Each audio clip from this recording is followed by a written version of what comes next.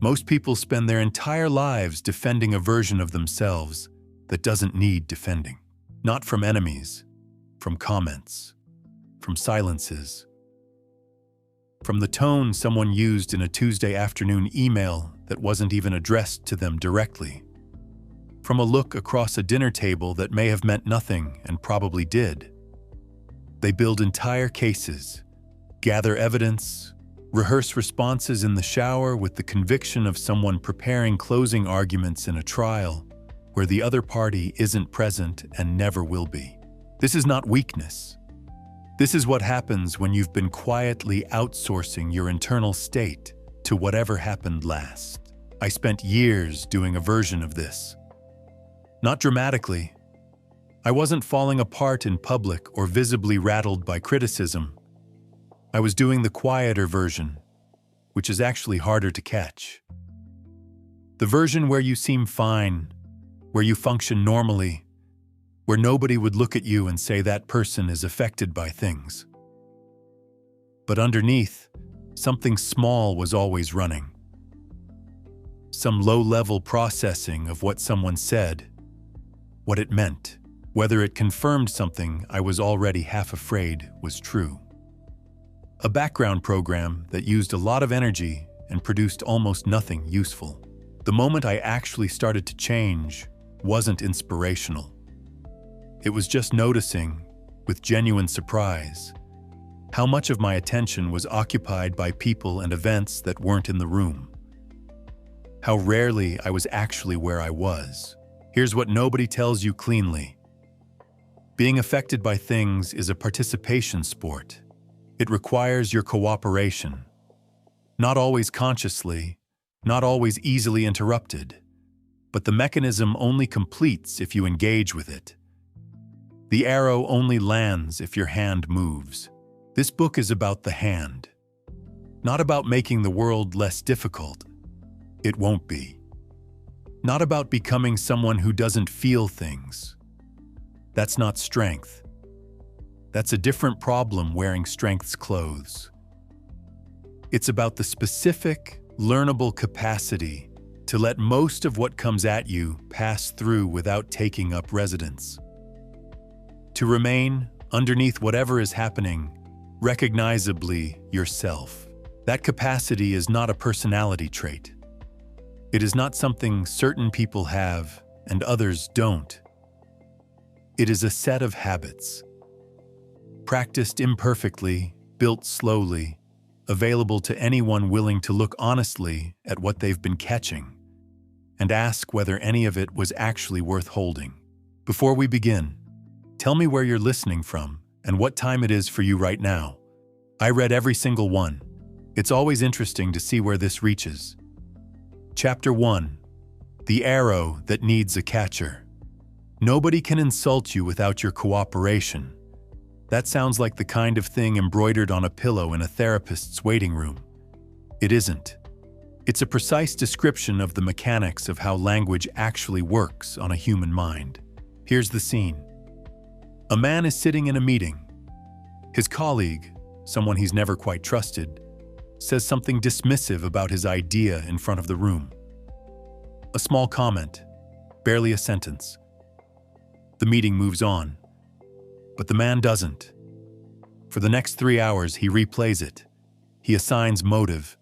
He constructs a narrative. He decides what it means about how he's perceived, about his standing, about whether he should have taken that other job offer 2 years ago. By the time he gets home, a 6-second comment has redecorated his entire interior. The colleague has already forgotten he said it. This is the first thing to understand about insults. The person who delivered it has almost always moved on before you've even begun. You are running a vigil for an event the other person didn't attend. The psychological term for what the man did is called elaborative rumination. The mind's tendency to take a small incoming signal and build an entire architecture around it. It's not weakness. It's actually a feature of a sophisticated brain. The problem is, it was designed for physical threats, not social ones. Your nervous system genuinely cannot tell the difference between a predator and a passive-aggressive comment in a Tuesday meeting. It responds to both with the same alert status. So the first skill isn't controlling your reaction, it's recognizing the lag. There is always a moment, brief, easy to miss, between the thing that happened and the meaning you assigned it. That moment is where your actual power lives. I once responded to a piece of critical feedback by going completely silent for an entire conversation. Not calm silence, the other kind. The kind where you're very clearly still in the room but have emotionally left the building. I thought I was being measured. I was being sullen. There's a difference, and the other person can always tell. Most insults are not about you. This is not comfort, it's data. When someone lashes out, dismisses, belittles, or undermines, they are almost always running a program that was installed long before you arrived. Their contempt is autobiographical. Their cruelty is a symptom. You happen to be standing in the path of something that was already in motion. This doesn't mean you have to be fine with it. It means you don't have to make it load-bearing. The people who move through insults cleanly aren't people who don't feel the sting. They feel it. They just don't build a house on the site. They notice the discomfort. They assess whether there's anything actually worth examining in the words. Sometimes there is, sometimes there isn't. And then they let the rest go. Not out of discipline exactly. Out of a clear understanding that absorbing it costs more than releasing it. There's a practical test for this. When someone says something that bothers you, ask one question before you do anything else. Is there anything true in this that I should actually look at? If yes, extract it. Use it. That's information. If no, if the comment is pure projection, pure frustration, pure attempt to reduce you, then you're not obligated to carry it. You can simply observe it, the way you'd observe someone else's bad weather, and keep walking. The arrow only wounds you if you reach out and catch it. Most people have been catching arrows their whole lives and calling it being hurt. You can stop, not because the arrows stop coming, they won't, but because you finally understand that your hand doesn't have to move. Chapter 2. Everyone is curriculum. The most useful people in your life are probably the ones you like the least. Not metaphorically, literally. The colleague who takes credit for your work. The friend who can't stop one-upping you. The family member who has an opinion about everything you've chosen.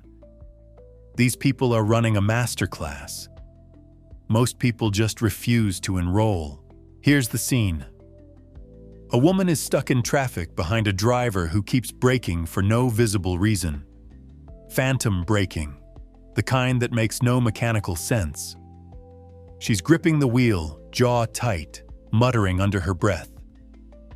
By the time she gets to work, she's already in a bad mood, already behind, already carrying something that has nothing to do with anything that actually matters to her. The other driver never thought about her once. She spent 20 minutes being educated by someone she'll never meet, and she learned nothing. This is what it looks like to miss the curriculum. The idea that everyone can teach you something sounds generous and warm when you first hear it. It isn't really. It's more demanding than that. It requires you to stay curious in the exact moments when your instinct is to close down. When someone frustrates you, the natural move is to dismiss them, to decide they're simply wrong or small or not worth your energy. That move is comfortable. It's also expensive, because you just traded a lesson for a verdict. The psychological reality is that our strongest reactions to other people, irritation, contempt, envy, admiration, are almost always pointing at something internal. Carl Jung called it projection. You don't have to agree with the whole framework to notice the pattern. The traits that bother you most in others tend to be the traits you've either suppressed in yourself or are secretly afraid of developing. The person who infuriates you with their arrogance might be teaching you something about your own unacknowledged need for recognition.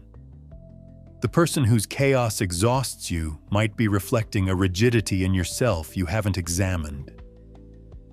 This isn't always true.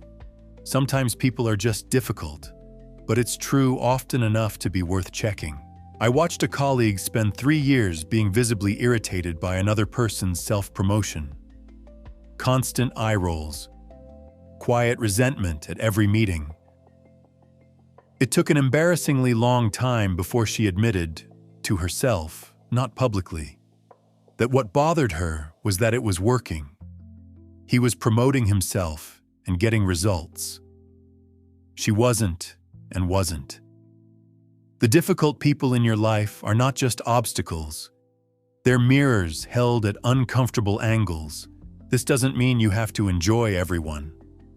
It doesn't mean you have to spend time with people who are genuinely harmful or manufacture warmth you don't feel. It means you approach each difficult interaction with one quiet question running in the background. What is this showing me? Sometimes the answer is about them. You observe someone's cruelty, and it reminds you why integrity matters. You watch someone's panic, and it clarifies how you want to handle pressure.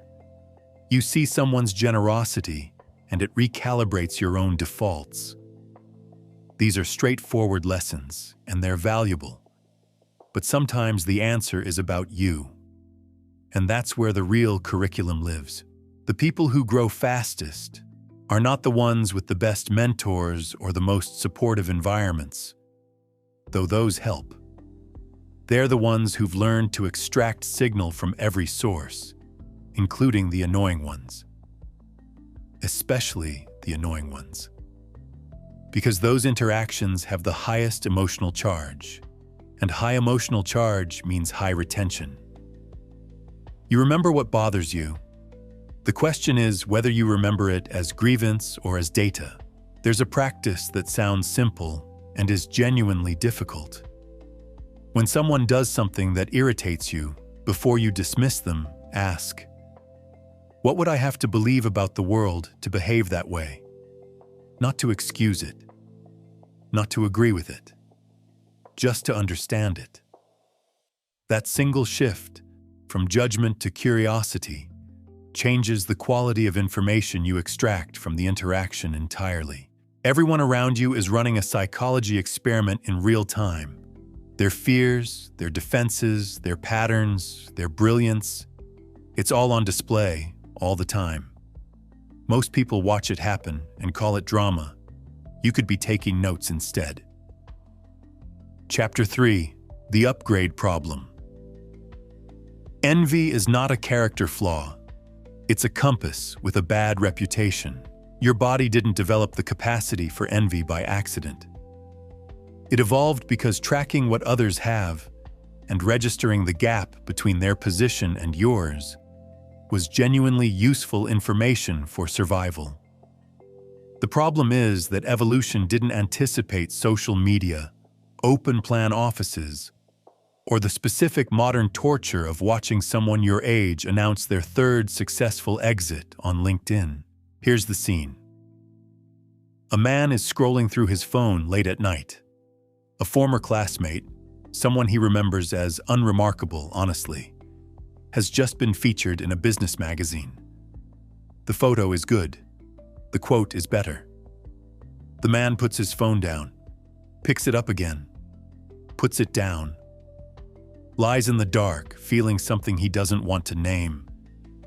He tells himself he's tired. He's not tired. He's envious. And he has no idea what to do with that information.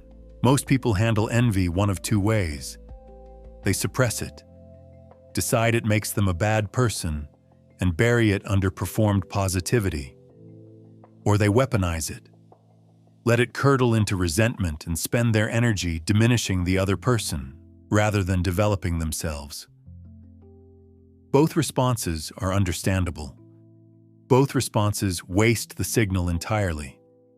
Because envy is a signal, precise, personal, and genuinely useful if you treat it like data instead of a verdict on your character. The thing about envy is that it's extraordinarily specific. You don't envy everything everyone has. You envy particular things, particular kinds of success, particular qualities, particular lives. That specificity is information. It's your nervous system telling you, with more honesty than you usually allow yourself, what you actually want. Not what you think you should want. Not what you've told people you want. What you want. The useful move, the one almost nobody makes in the moment, is to get curious about the envy rather than ashamed of it. What exactly am I reacting to? Is it the achievement itself, or what the achievement represents? Freedom, recognition, proof of capability? Because the answer changes what you do next entirely. I spent a long time being quietly dismissive of a certain kind of confident, visible person. The ones who seemed comfortable being seen. I told myself it was because they were superficial.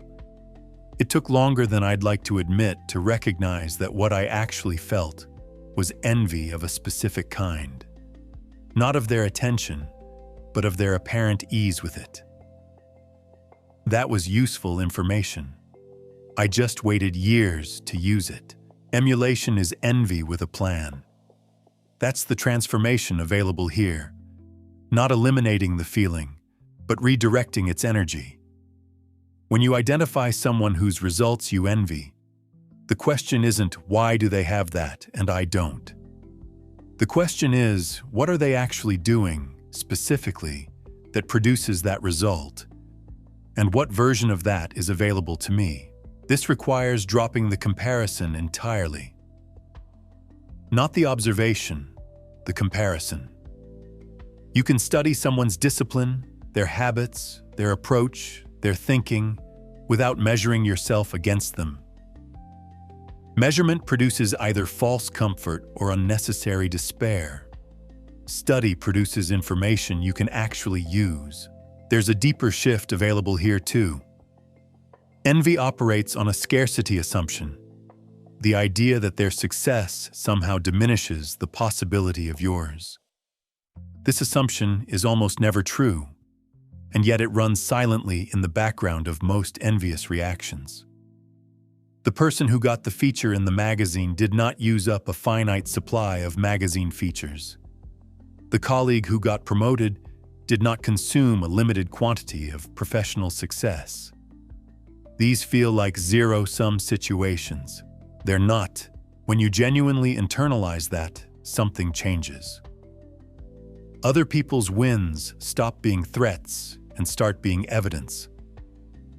Evidence that the thing you want is real, achievable, and currently being achieved by someone who started somewhere.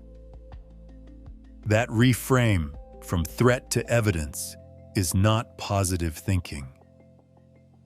It's just accurate thinking. The man lying in the dark with his phone had real information in front of him. His former classmate's success was pointing directly at something he wanted and hadn't yet pursued seriously. That's a gift, even if it arrived in an uncomfortable package. Envy is your ambition knocking. Most people just never answer the door. Chapter 4. The Asymmetry Principle. The most effective personal standard you will ever set is one that applies exclusively to you. This sounds selfish. It is the opposite of selfish. It is, in fact, the only approach to human relationships that actually scales, that works across difficult people, disappointing situations, and the full spectrum of behavior you will encounter from others over the course of a life. Hold yourself to high standards. Hold others to almost none.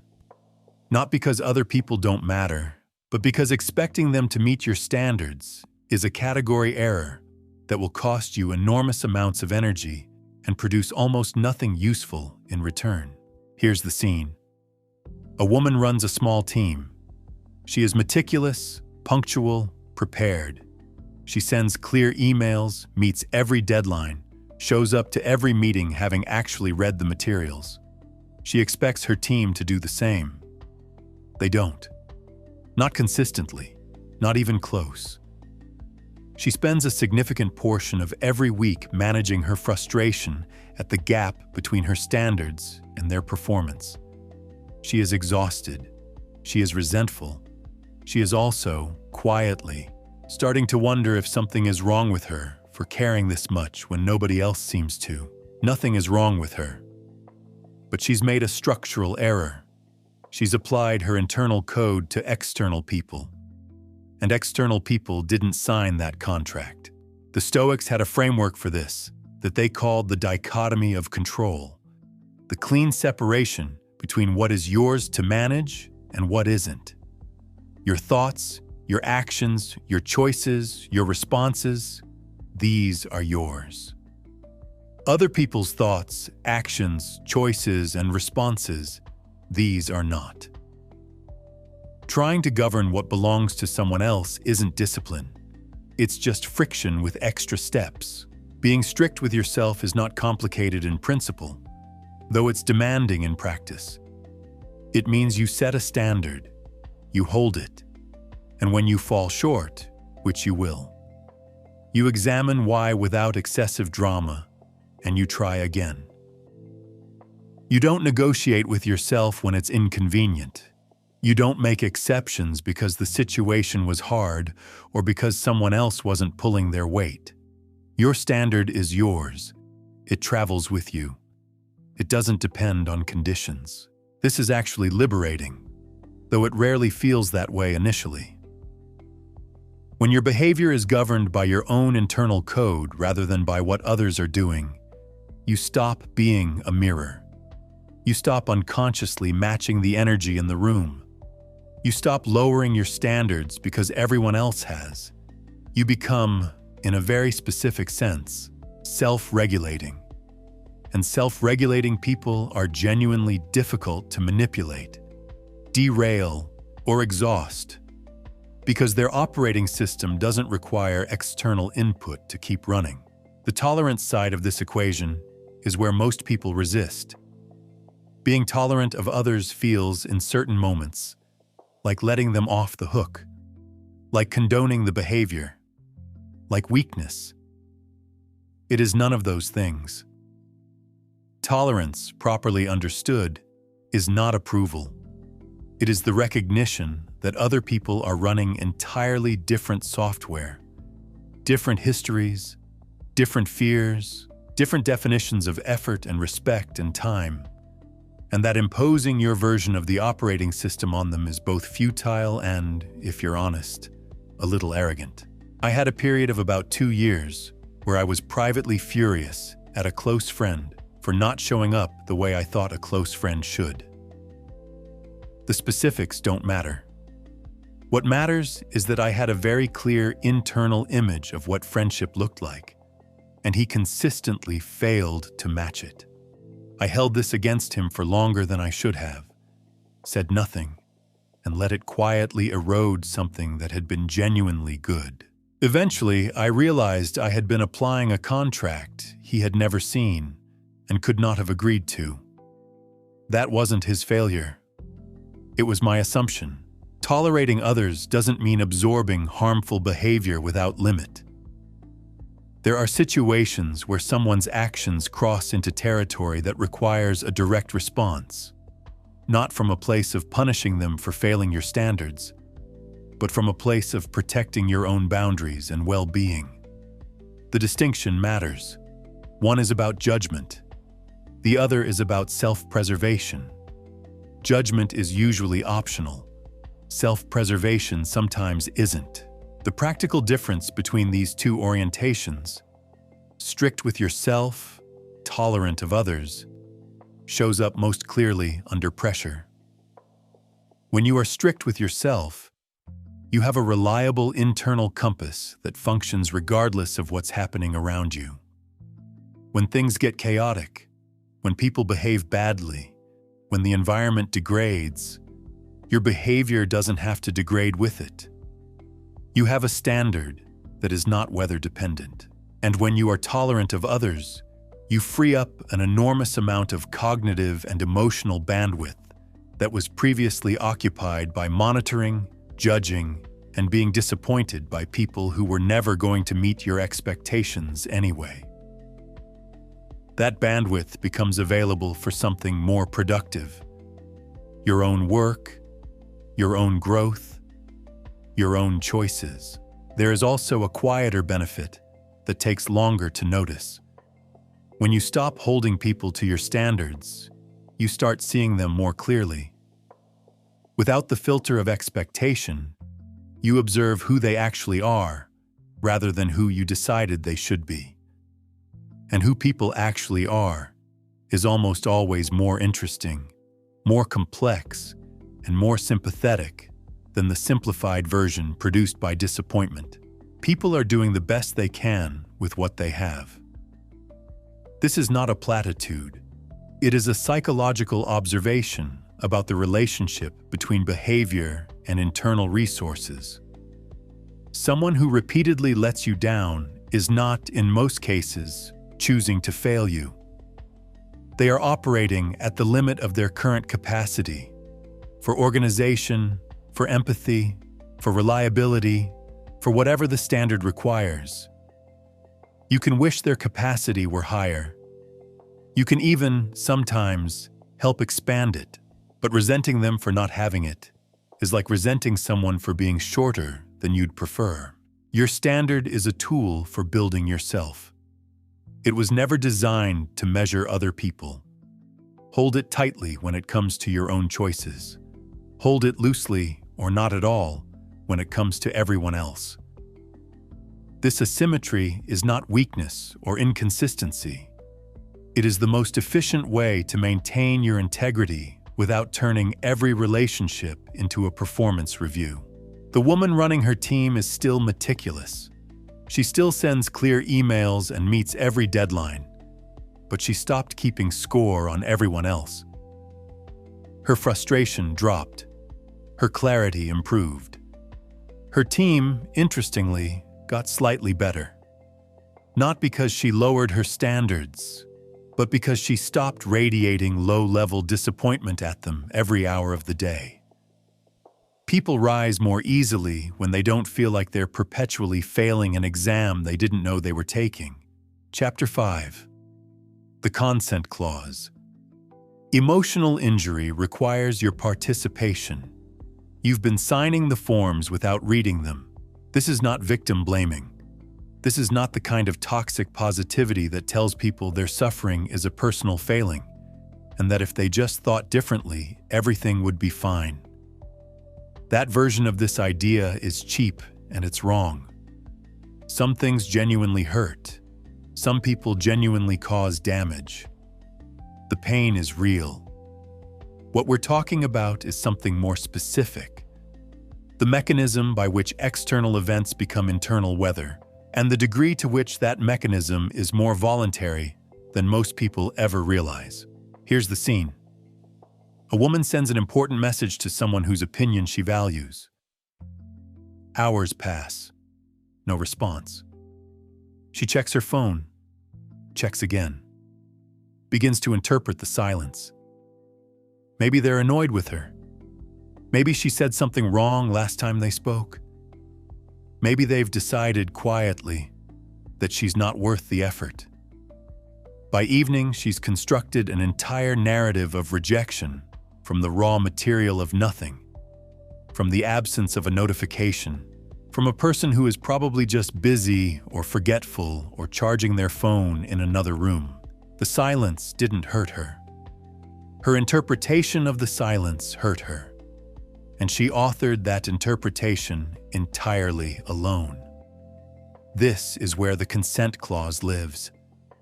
Not in whether you feel the initial sting. You will, that's involuntary, that's human. but in what you do in the moments immediately after. Whether you examine the meaning you're assigning, or whether you simply accept it as fact and let it run. The psychological architecture here is worth understanding clearly. When something happens, a comment, a silence, a look, a tone of voice, your brain does not passively receive it. It actively interprets it at extraordinary speed, using a combination of pattern recognition, past experience, current emotional state, and deeply held beliefs about yourself and the world. The interpretation happens so fast it feels like perception. It isn't. It's inference, and inferences can be wrong. People who are operating from a secure sense of self tend to generate different inferences than people who aren't. The same silence that feels like rejection to one person barely registers to another. Not because one person is more sensitive, but because they're running different background assumptions. One assumes the silence is about them. The other assumes it's probably not. Both are making a guess. One guess costs significantly more to carry around. Emotional independence is not the elimination of feeling. People confuse this constantly. They hear the idea that you can choose how to respond to things, and they imagine it means becoming detached, unreachable, performing a kind of spiritual numbness that they correctly identify as unappealing and probably unsustainable. That's not it. Emotional independence is the capacity to feel something fully without immediately making it the organizing principle of your day. You feel the sting. You don't build a religion around it. I once spent 3 days quietly devastated by a comment that, when I finally repeated it to someone else word for word, they looked at me blankly and said, "That's it? That's the thing?" I had taken 6 words and constructed an entire verdict about my worth from them. The original speaker, when I eventually mentioned it, had no memory of saying it at all. 3 days, 0 external reality, entirely internal architecture. The question is not whether you're going to feel things. You are. The question is how quickly you can interrupt the process of turning a feeling into a fixed belief, and how much of that process you're willing to examine honestly. There's a practical move available here that sounds almost insultingly simple, but is genuinely effective. When you notice a strong emotional reaction rising, the spike of hurt, the flush of humiliation, the cold drop of rejection, before you do anything else, ask one question. Is this a fact or an interpretation? Not to dismiss the feeling, to locate it accurately. Because if it's an interpretation, you have a choice about whether to hold it loosely or tightly. And most people have been holding every interpretation as if it were a confirmed report from objective reality. Detachment, properly practiced, is not coldness. It is more like the behavior of a good editor. A good editor reads a piece of writing and engages with it fully. They notice what works, what doesn't, what lands, what falls flat. But they don't take any of it personally. They're not destroyed when a draft is bad. They're not transformed when it's good. They bring presence without merger. That's the quality worth developing. Presence without merger. Full engagement without losing the thread back to yourself. The people who seem genuinely unshakable, not performing calm, not suppressing reaction, but actually operating from a stable center, have almost always developed some version of this. They've learned that other people's behavior is largely a broadcast about the sender, not a verdict about the receiver. They've learned that their own initial interpretation of events is a hypothesis, not a fact. And they've learned, through practice, To pause in the gap between stimulus and response long enough to ask whether their first reading is actually accurate. This doesn't make them invulnerable. Nothing does. But it makes the radius of damage significantly smaller. An insult lands and dissipates rather than landing and metastasizing. A disappointment registers and passes rather than registering and rewriting the whole narrative. There is something else worth naming here, because it doesn't get said enough. Part of the reason people allow others to hurt them repeatedly, the same kinds of people, the same kinds of comments, the same kinds of situations, is that the hurt has become familiar. Familiarity is not the same as inevitability. The pattern feels like fate because it's been consistent. But consistency is not the same as necessity. The woman waiting for the response eventually got it. It was friendly and unremarkable. The silence had been exactly what most silences are: nothing. No signal. No verdict. Just a person living their life at their own pace, entirely unaware they'd been cast as the antagonist in someone else's internal drama. She laughed about it, briefly.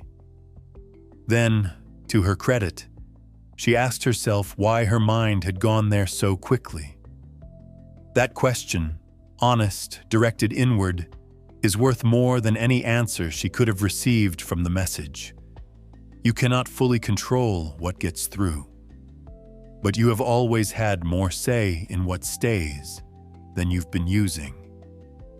Chapter 6. The Art of Not Fighting the Weather. Somewhere right now, someone is furious about something they cannot change. They have been furious about it for weeks. The thing has not changed.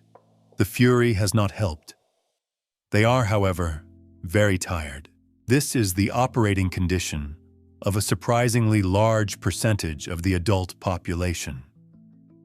Not because they're weak or irrational, they're often neither, but because nobody ever clearly explained to them that resistance is a form of expenditure. That every unit of energy spent fighting reality is a unit of energy not available for anything else. That you can be completely right about the injustice of a situation and completely bankrupt from fighting it simultaneously. Here's the scene. A man has been passed over for a promotion he deserved. The evidence is clear, at least to him. He was more qualified. He worked harder. The person who got it has a better relationship with the right people, which is its own kind of problem. But it's the problem that exists, not the problem he wishes existed. He spends the next several months in a state of low-grade war with the outcome. He relitigates it in conversations. He monitors the new person's performance for signs of failure. He mentally files every piece of supporting evidence for his original case. He is building, brick by brick, a very detailed monument to something that is already over. The promotion is not coming back. The monument is not doing anything except using up all the available space. Acceptance is the most misunderstood concept in the entire landscape of psychological self-development. It gets confused, almost universally, with passivity, with resignation, with the particular defeated quality of someone who has given up and is now dressing that giving up in spiritual language to make it feel intentional. That version of acceptance is real and it exists and it is genuinely problematic. But it is not what we're talking about. Real acceptance is not the absence of preference.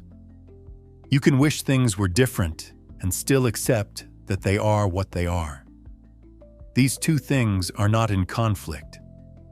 Real acceptance is the moment you stop spending energy on a negotiation with reality that reality is not participating in. It is not a feeling, it is a decision. And it is available in almost every situation, regardless of how unjust or painful that situation actually is. The psychological research on this is extensive and fairly consistent. People who practice acceptance, not suppression, not denial, but genuine acknowledgement of what is without resistance, recover from adversity faster, make better decisions under pressure, and report significantly higher baseline well-being than those who don't. This is not because their lives are easier. It's because they're not carrying the additional weight of fighting what already happened. There's a distinction worth making precisely here, because it's where people get confused. Acceptance applies to what has already occurred and what cannot be changed. It does not apply to what is still in motion and what you can still influence.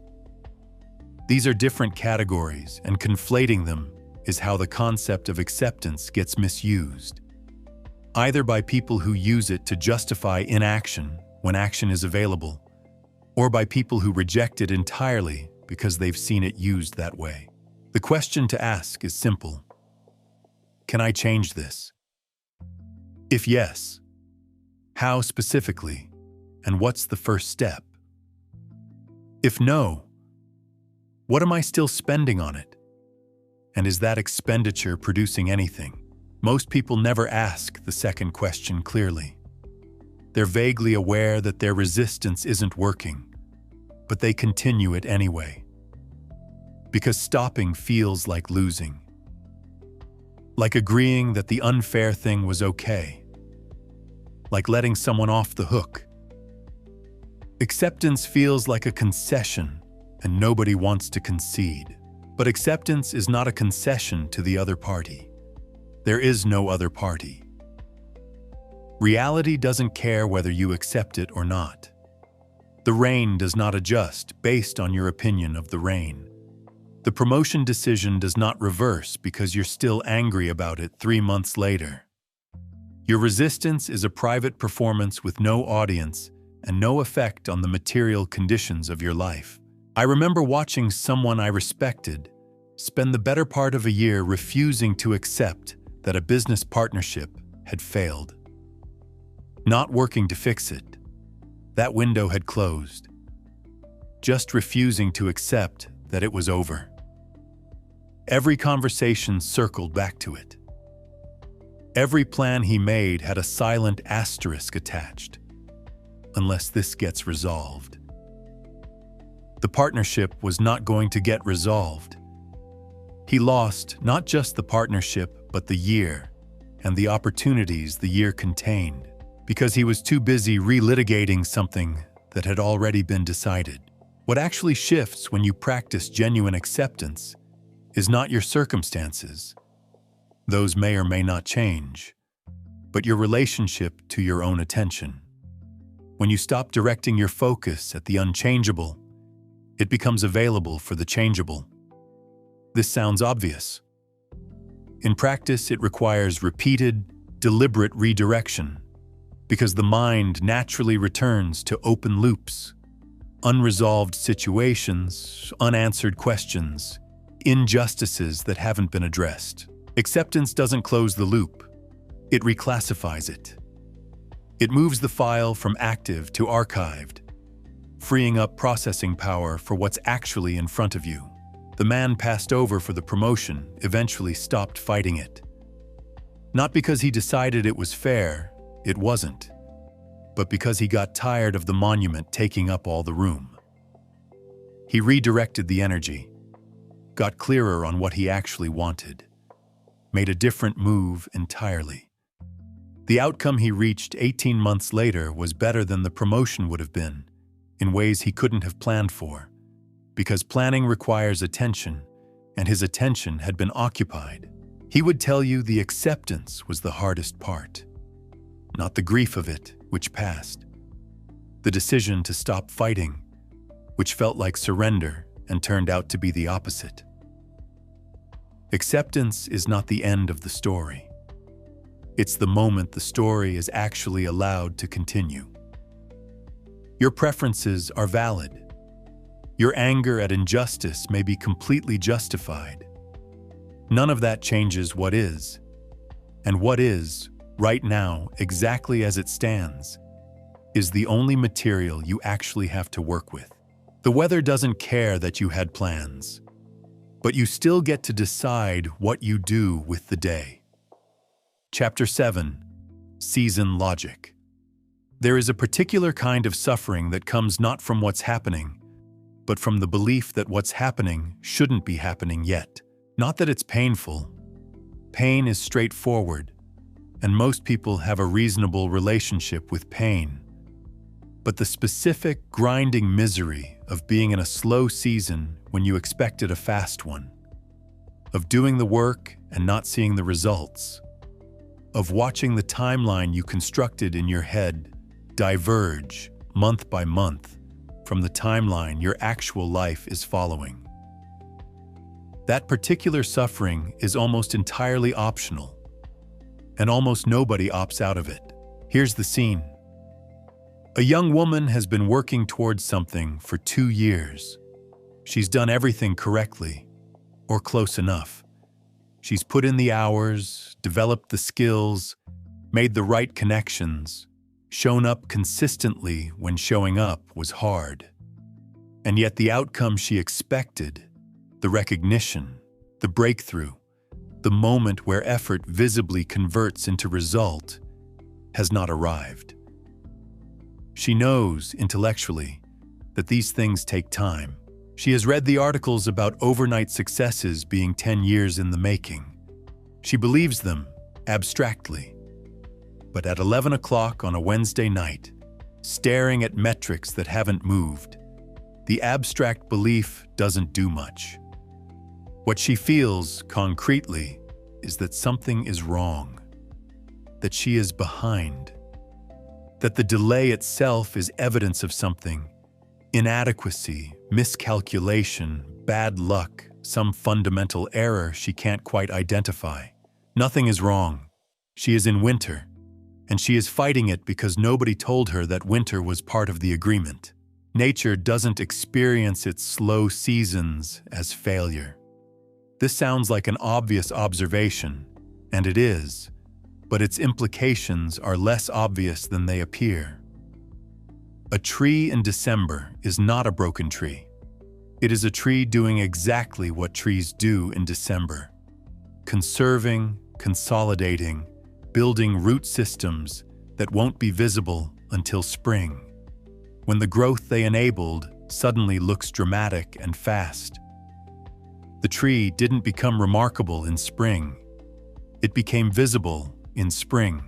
The work was happening the whole time, underground, in the dark, with no audience and no feedback. Most human growth follows the same pattern. The visible results arrive discontinuously, in jumps, in breakthroughs, in moments that look from the outside like sudden success. What precedes those moments is almost always a long, quiet, unglamorous period of invisible accumulation. Skills compounding, understanding deepening, capacity building beneath the surface. The problem is that the accumulation phase produces no external signal. No metric moves. No one notices. And without external signal, most people conclude that nothing is happening, and either quit or exhaust themselves trying to force a result that isn't ready to arrive yet. The concept of living according to nature isn't about spending more time outdoors, though that's fine too. It's about internalizing a different relationship with time, one that recognizes cycles as structural rather than accidental, and that treats the slow phases as necessary rather than unfortunate. Every meaningful thing has a season logic. Relationships deepen slowly and then suddenly. Understanding accumulates gradually and then crystallizes. Skill builds incrementally and then leaps. Trying to skip the slow part doesn't accelerate the fast part. It usually just means you arrive at the fast part with a shallower foundation than the work required. Patience is the word people use for this, and it's accurate, but incomplete. Because patience implies waiting, a passive endurance of the gap between now and later. What actually works is closer to active trust. continuing to do the work with full commitment, not despite the absence of visible results, but with genuine confidence that the absence of visible results is not the same as the absence of progress. This is a harder internal position to hold than patience. It requires you to decouple your effort from your feedback loop, at least temporarily. To work without the reassurance of immediate confirmation that the work is doing anything. I spent a significant period operating under the assumption that if I couldn't see progress, I wasn't making any. I was measuring the wrong things, at the wrong intervals, with the wrong tools. The things I was building during that period, clarity, discipline, a more accurate understanding of what I was actually good at, didn't show up in any of the metrics I was watching. They showed up later, in ways I hadn't anticipated and couldn't have planned for. But in the moment, the silence felt like stagnation. It wasn't. I just hadn't learned yet that some growth is deliberately quiet. There is also something worth examining in the specific anxiety of being behind. Behind what, exactly? Behind whom? The timeline most people are running against is a composite fiction, assembled from the trajectories of people they admire, the expectations of people whose approval they want, and the arbitrary markers that their culture has decided constitute being on track. 30 by this, established by that, successful enough to stop worrying about it by some age that keeps moving forward as you approach it. Nature has no such timeline. A redwood doesn't compare its growth rate to a bamboo shoot. An oak doesn't experience anxiety because it takes decades to produce its first significant canopy. Each organism follows its own developmental logic, according to its own structure and needs and conditions. The comparison is not only useless, it's a categorical error. You are not the same organism as the person you're measuring yourself against. You don't have the same starting conditions, the same soil, the same amount of sun. The comparison produces only noise. What produces signal is paying attention to your own seasons, learning to recognize when you're in a growth phase, when energy is high and output is flowing and things are clicking, and when you're in a consolidation phase, when everything feels slower and harder and the work feels like it's disappearing into a void. Both phases are real.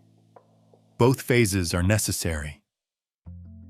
The consolidation phase is not a sign that the growth phase is over. It is the ground being prepared for the next one. The practical move is simple in concept and demanding in execution. When you are in a slow season, resist the urge to interpret it. Don't assign meaning to the pace. Don't decide that the delay is evidence of inadequacy or that the silence is the universe's verdict on your efforts. Just continue. Reduce the complexity, if necessary. Strip back to the fundamentals. Water the roots. Trust that the tree knows what it's doing, even when, especially when, nothing above the surface is moving. The young woman working at 11 o'clock on a Wednesday night is not behind. She is underground. There is a significant difference, and the difference is not in her circumstances. It is entirely in whether she understands what season she's in. Chapter 8. The ethics of being hard to corrupt.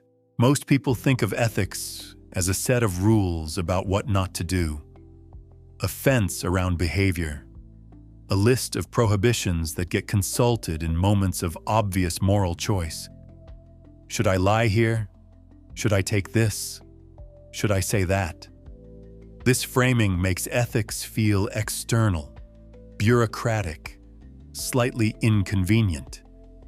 Something imposed from outside that occasionally conflicts with what you actually want to do.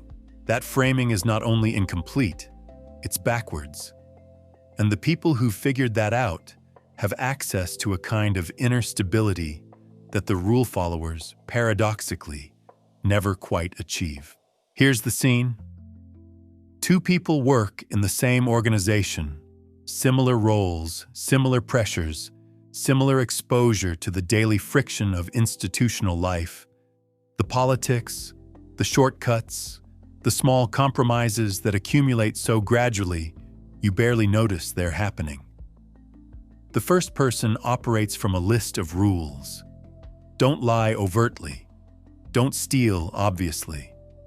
Don't do the things that would get you fired or publicly embarrassed.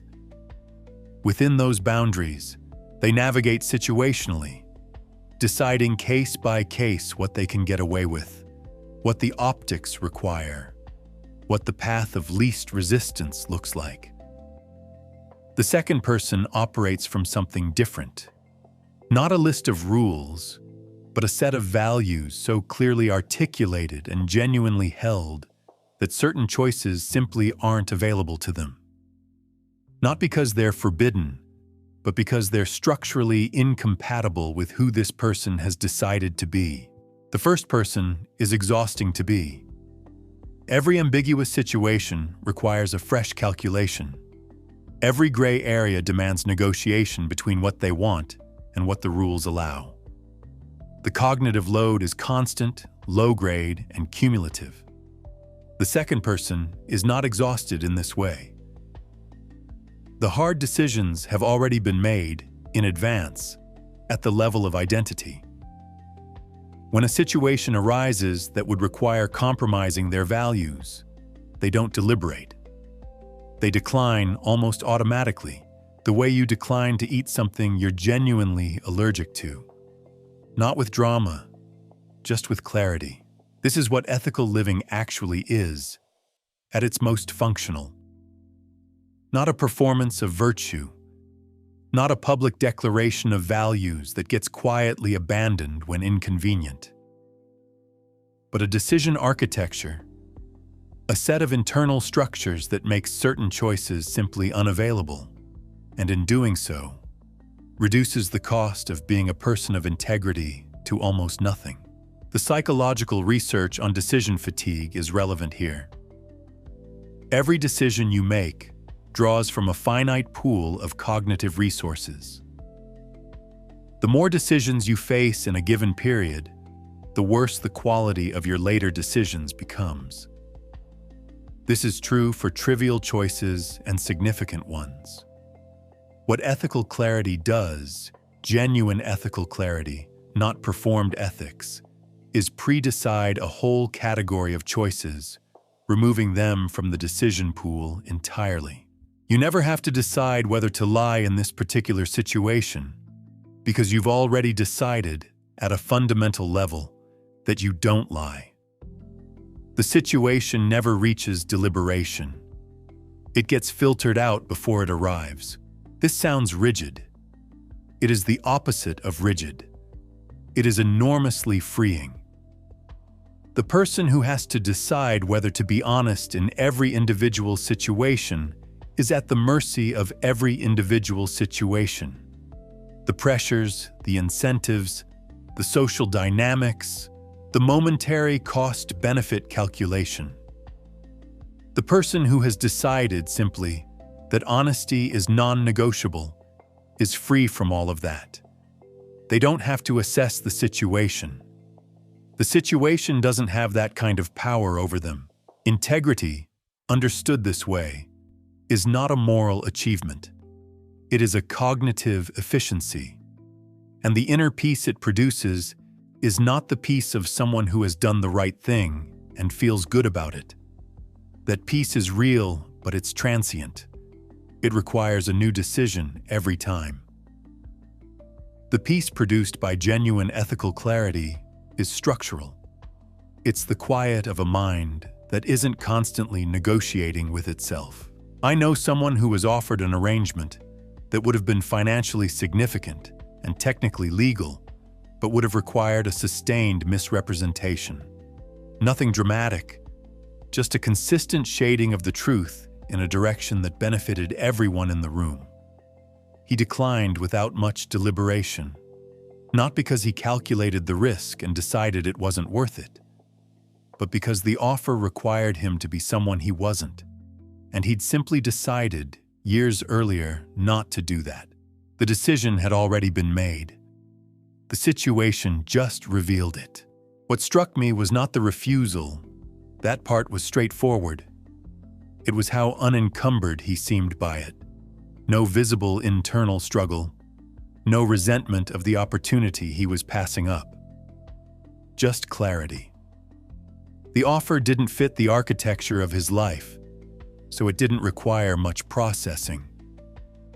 He moved on to the next thing with his attention entirely intact. That's what genuine ethics produces. Not virtue signaling, not moral exhaustion. Attention that remains intact. Ethical living also does something subtler and more important than most people realize. It makes you genuinely difficult to manipulate. Manipulation, at its core, operates by finding gaps between what you claim to value and what you're actually willing to do, and exploiting those gaps. The person who says they value honesty but will lie when the pressure is high enough is vulnerable in a very specific way. Anyone who figures out the pressure required can get the lie they need. The person who has made honesty structurally unavailable to themselves has no such gap. There is nothing to exploit. This applies across the full range of ethical commitments. The person who has genuinely internalized fairness doesn't need to be watched to behave fairly. The person who has genuinely internalized respect doesn't modify their behavior based on who's in the room. These aren't achievements of willpower. They're achievements of identity construction. The value has been integrated deeply enough that the behavior is automatic rather than performed. Performing ethics is exhausting. Inhabiting ethics is not. There is also a relational dimension to this that deserves attention.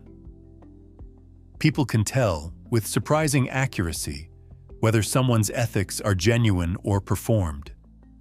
Not always consciously and not always immediately, but over time, the signal is clear.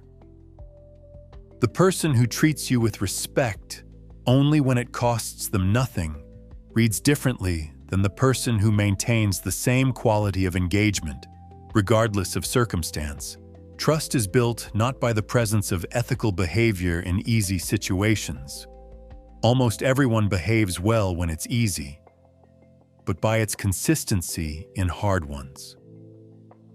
And consistency in hard situations only comes from values that are actually held, not rules that are being followed. This means that ethical living, practiced genuinely over time, produces something beyond inner peace and cognitive efficiency. It produces a particular quality of relationship, with colleagues, with friends, with family, that is built on something more durable than liking or convenience. It's built on the credible belief that this person will be who they say they are, under conditions that would make it easier to be someone else. That belief, once established, is extraordinarily valuable, and it cannot be manufactured. It can only be earned slowly through repeated demonstration. The courage dimension matters too, and it gets underweighted in most discussions of ethics because courage is uncomfortable to talk about practically. Abstract courage is easy to endorse. Specific courage, speaking up when silence is easier, declining when compliance is expected, maintaining a position when social pressure is pushing you off it, is harder to commit to in advance and harder to execute in the moment. But this is where ethical living actually lives. Not in the easy calls, where everyone does the right thing because the right thing is also the convenient thing. In the calls where doing right costs something real, social capital, financial opportunity, approval, comfort. These are the moments that reveal whether your ethics are structural or situational, and they arrive more often than most people expect, usually dressed as something smaller than they actually are. A conversation where the group consensus is wrong and you're the only one who's noticed. A situation where someone is being quietly undermined and saying something would be awkward. A moment where the easy version of the truth would serve you better than the accurate version, and no one would know the difference. These are not dramatic ethical dilemmas. They are the daily texture of a life lived with or without integrity, and they accumulate in either direction. To build this kind of ethical architecture, you have to start with genuine reflection rather than inherited rules. What do you actually value? Not what you think you should value, not what sounds good when you say it out loud, but what you are genuinely unwilling to compromise. What, when you imagine violating it, produces a real sense of wrongness rather than a theoretical one. Those are your actual values. Build from there. Define them clearly enough that they can function as a filter. Test them in low-stakes situations so that when the stakes are higher, the behavior is already grooved. The goal is not perfection. Everyone falls short of their values sometimes. The goal is integration, getting the values close enough to the center of your identity that falling short feels like a deviation rather than a norm, and produces a genuine impulse to correct rather than a rationalization of why this case was different. Hard to corrupt is not the same as incorruptible. It just means the price is high enough and the internal cost of compromise visible enough that most attempts at corruption don't survive first contact. That's enough. That's more than most people ever build. And in a world that is continuously, creatively, testing the distance between who you say you are and who you actually are, it turns out to be almost everything. Chapter 9. The gratitude that isn't soft. Gratitude has a reputation problem. It has been adopted by the wellness industry, dressed in pastel colors, and sold back to people as a morning journaling practice that pairs well with herbal tea and a weighted blanket. The version of gratitude most people encounter is warm, gentle, and faintly religious. A soft acknowledgement of good things, practiced by people who seem to have arranged their lives into a condition of perpetual contentment. That version is not wrong, exactly, but it is incomplete in a way that makes it almost useless when things actually get hard. And things will actually get hard.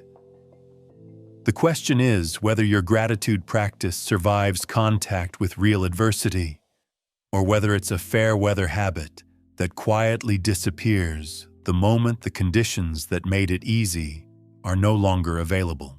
Real gratitude is not warmth. It is precision. It is the exact, clear-eyed recognition of what you have while you have it, before circumstance reminds you that you were never guaranteed any of it. That version of gratitude is not soft. It is one of the most structurally demanding psychological practices available, because it requires you to override a cognitive system that is specifically designed to make you take good things for granted and hyper-attend to threats.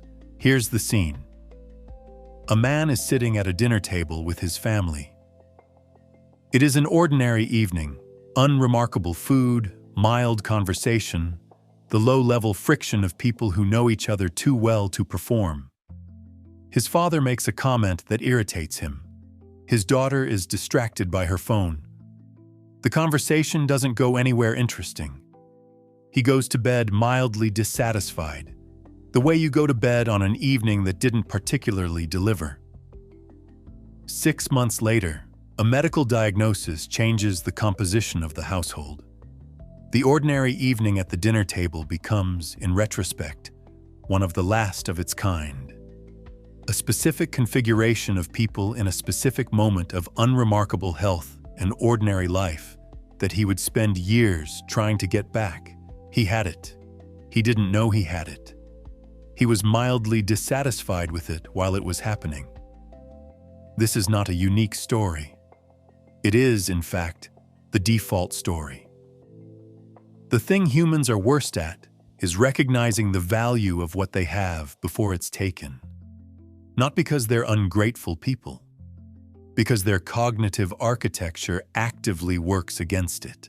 The psychological mechanism is called hedonic adaptation, and it is both a marvel of engineering and a source of significant unnecessary suffering.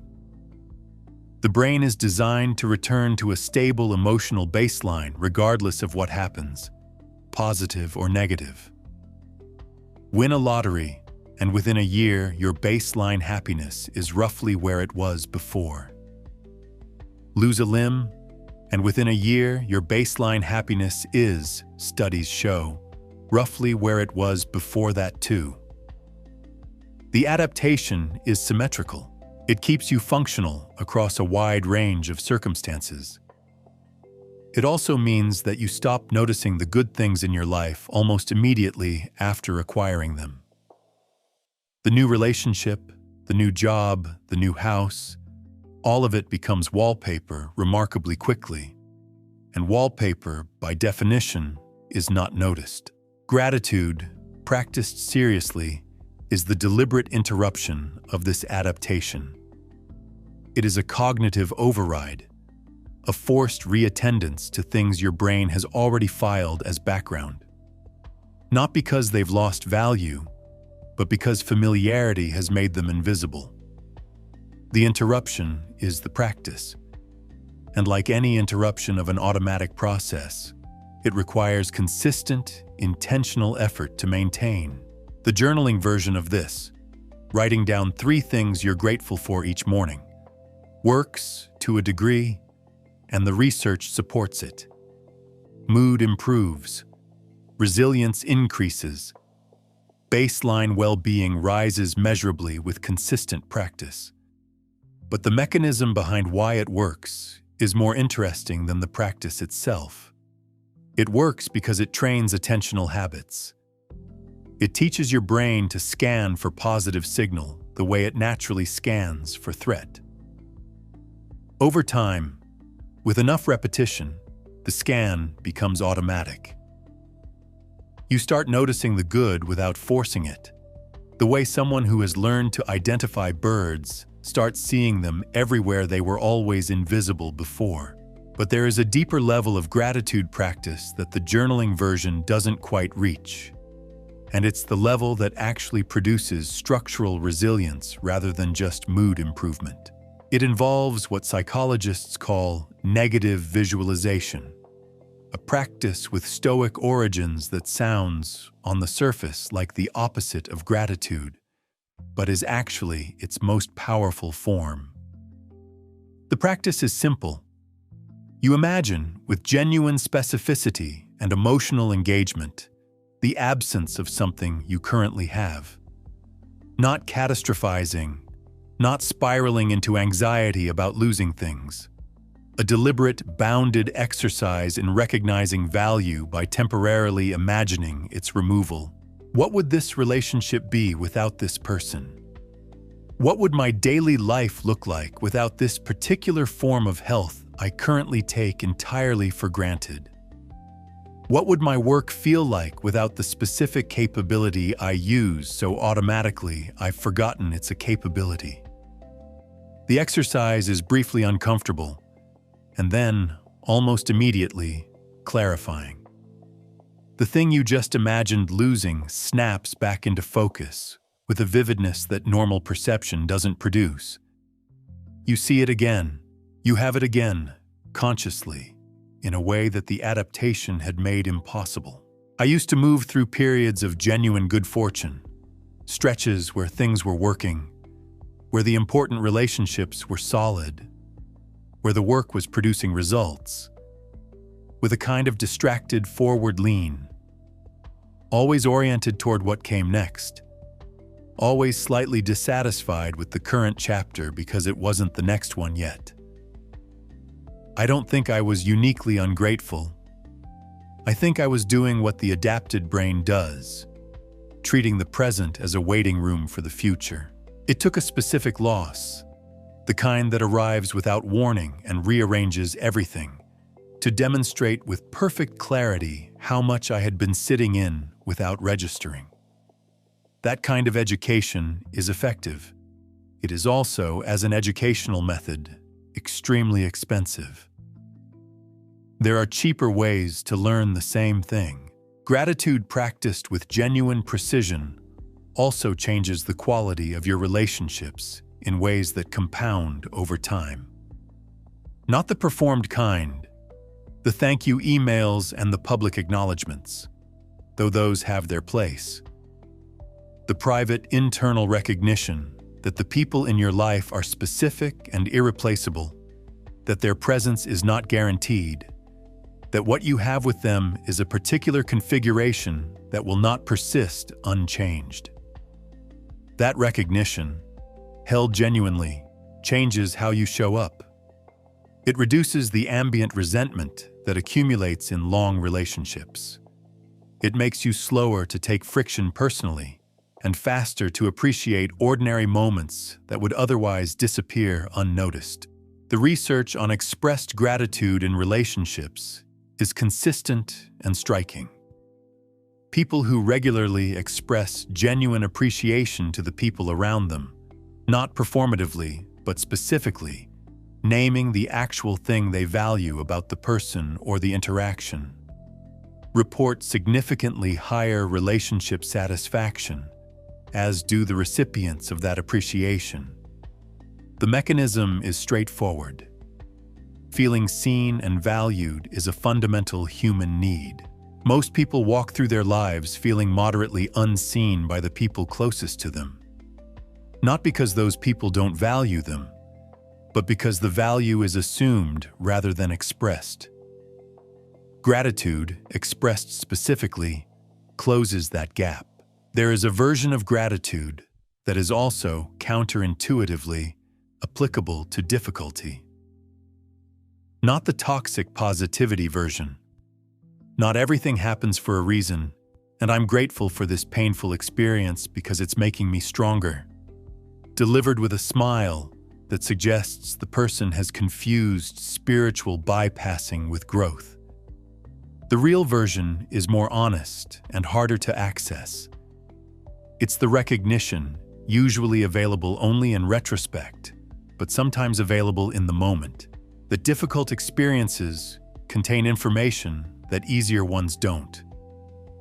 That the setbacks, the failures, the losses, the periods of genuine struggle have produced in you capacities that the smooth path would not have required and therefore would not have built. This is not gratitude for the suffering. It's gratitude for the outcome of the suffering, and it's available only when you're honest enough to acknowledge that the outcome is real, that something was built in the difficulty that couldn't have been built any other way, and that the version of you who emerged from it is more capable, or more clear, or more grounded than the version who entered it. That recognition doesn't make the difficulty retroactively good, but it makes it meaningful, and meaning is its own form of sustenance. Gratitude, at its most functional, is an orientation rather than a practice, a default direction for attention, toward what is present rather than what is absent, toward what is working rather than what isn't, toward the specific texture of the life you're actually living, rather than the idealized version you're always slightly behind. This orientation doesn't eliminate dissatisfaction. Dissatisfaction is useful. It drives improvement. It identifies gaps. It keeps you honest about the distance between where you are and where you want to be. But dissatisfaction without gratitude is corrosive. It produces a condition where nothing is ever quite enough, where each achieved goal reveals only the inadequacy of the next gap, where the baseline is perpetually insufficiency. Gratitude doesn't solve that condition, but it interrupts it regularly enough to make the insufficiency livable, and occasionally, on the right ordinary evening at the right unremarkable dinner table, to make it entirely invisible. The man at the dinner table couldn't have known what was coming. None of us can. But the practice of seeing clearly what is present, before absence teaches us its value, is available to everyone at any ordinary moment, at no cost beyond attention. Most people spend their whole lives learning that lesson the expensive way. You don't have to. Chapter 10. The control problem. There is a particular kind of exhaustion that has nothing to do with how much you've done. It comes from how much you've been trying to manage. The outcomes, the timelines, the other people, the impressions, the variables, all of it held in a white-knuckled grip that produces the persistent, low-grade tension of someone who has taken on a job whose actual scope is infinite and whose success rate, by definition, cannot reach 100%. Most people carrying this exhaustion don't recognize it for what it is. They think they're tired because they're working hard. They are working hard. But the specific depletion they feel, the kind that sleep doesn't fully fix, that vacations only temporarily relieve, that returns reliably the moment they re-engage with their ordinary life, is not the exhaustion of effort. It is the exhaustion of control. Of trying continuously to be the director of a film that has too many moving parts, too many actors who didn't read the script, and a production schedule that keeps rewriting itself without consultation. Here's the scene. A woman is preparing for an important presentation. She has prepared extensively. The content is strong, the structure is clear, the slides are good. But the preparation has long since crossed the threshold of usefulness and entered the territory of anxiety management, dressed as diligence. She is not refining anymore. She is attempting, through additional preparation, to eliminate the possibility of anything going wrong. A question she can't answer, a technical failure, a room that's too cold or too warm or configured in a way that disrupts her flow. She is trying to control the future through present effort, and the effort is no longer producing better outcomes. It is producing the temporary illusion of safety, which evaporates the moment she stops working, and the uncertainty rushes back in. The presentation, when it happens, goes well. Some things she didn't expect occur. She handles them. The preparation that mattered was the preparation she did in the first 3 hours. The rest was a tax she paid to anxiety, not to quality. This is the control problem in its most ordinary form. Not dramatic, not pathological, just the completely normal human tendency to extend effort beyond the domain where effort actually produces results, into the domain of pure uncertainty where no amount of effort changes the fundamental nature of what cannot be controlled. The Stoic division of the world into what is up to us and what is not up to us is the most practically useful philosophical framework ever constructed for daily psychological functioning. It is also the most consistently ignored. Not because people haven't heard it. It has been quoted in every self-help book published in the last 30 years. But because intellectually understanding the concept and actually operating from it are entirely different cognitive achievements, separated by a gap that requires sustained practice to close. What is up to you is genuinely quite limited and quite powerful. Your attention, your effort, your interpretation of events, your choices about how to respond to what you cannot change, your values and whether your behavior aligns with them, your quality of presence in any given moment. These are yours. Fully, completely, without negotiation. No external circumstance can remove them without your participation. What is not up to you is enormous, and largely what people spend most of their energy on. Other people's responses to your work, whether your efforts produce the outcomes you intended, the timing of results, how you are perceived, whether the variables align in the configuration you need. The behavior of systems, organizations, markets, relationships that contain too many independent agents to be reliably directed by any one person's intentions. The practical problem is that the line between these two categories is blurry in ways that feel significant and are often illusory. It feels like if you work harder, you can control the outcome. Sometimes you can influence it. Influence is not control. It feels like if you communicate better, you can control how you're perceived. Sometimes you can improve the signal. Improving the signal is not controlling the reception. The confusion between influence and control, between improving odds and guaranteeing outcomes, is where most control-related suffering lives. Letting go of control does not mean reducing effort. This is the misunderstanding that makes people resist the concept. They hear release of control as an invitation to become passive, to stop caring, to adopt a kind of spiritual detachment from outcomes that looks, from the outside, indistinguishable from not trying. That is not the move. The move is to apply maximum effort to everything within your domain, your preparation, your attention, your choices, your responses, and then release, genuinely and completely, everything outside it. Full effort. Zero attachment to outcome. These are not in conflict. They are, in fact, the only combination that produces both optimal performance and sustainable psychological functioning. Athletes understand this better than most, because sports provides immediate, unambiguous feedback on the cost of outcome attachment in a way that ordinary life often delays. The tennis player who becomes attached to winning a particular point plays that point worse. The attachment creates tension. The tension interferes with the automatic execution of trained skills. The interference produces errors that wouldn't exist in a more process-focused state.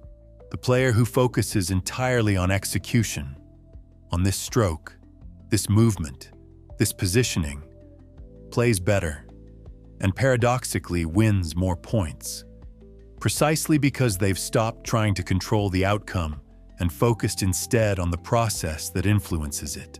This principle transfers completely to non-athletic domains. The writer who focuses on writing well, rather than on whether the writing will be well received, writes better. The entrepreneur who focuses on building something genuinely valuable, rather than on whether it will succeed by conventional metrics, builds better. The parent who focuses on being present and honest and engaged, rather than on whether their child turns out a particular way, parents better. In every case, the release of outcome attachment improves the quality of the inputs that actually influence the outcome. The irony is precise and consistent. I spent a long period of my life oriented almost entirely toward outcomes. Not lazily, I worked hard. But the work was always in service of a specific result, and the result was always held as the measure of whether the work was worthwhile. This meant that the quality of my effort was hostage to external validation in a way I didn't fully recognize until the validation stopped arriving on schedule. When outcomes were positive, the work felt meaningful. When they weren't, when the effort didn't convert into results at the pace I expected, the work itself felt pointless because I'd never learned to value it independently of what it produced. That's a fragile system. It functions only as long as the world cooperates, which it doesn't always do and never guarantees. The shift that eventually occurred was less dramatic than it sounds in retrospect. It was a quiet reorientation from what will this produce to what does this require of me, and can I give that fully? The first question is unanswerable in advance and produces anxiety in proportion to how much you need a particular answer. The second question is answerable right now in this moment, with the information currently available, and produces a kind of clean engagement that the outcome-focused approach never could. Uncertainty is not the enemy. It is the permanent condition of any life that involves other people, complex systems, and the irreducible unpredictability of time. Fighting uncertainty is not strategy. It is the most reliably exhausting, non-productive activity available to a human being with limited energy and finite time. And yet, it is what most people spend a significant portion of their waking hours doing, trying, through planning and worrying and controlling and managing, to make the future behave. The future will not behave. It never has. The people who seem most at ease in the world are not the ones who have successfully controlled more of it. They are the ones who have made a genuine peace with controlling less of it, who have discovered that the domain of their actual influence, properly cultivated, is more than enough to build a meaningful life, and that the energy recovered from releasing the rest is available for something far more useful. There is a version of trust that is not naive, not the trust that says everything will work out, because sometimes it won't. Not the trust that says effort will always be rewarded, because sometimes the timing is wrong, or the variables don't cooperate, or the outcome is genuinely outside anyone's control. The trust worth building is more specific. It is trust in your own capacity to respond to whatever arrives, in whatever form, at whatever timing.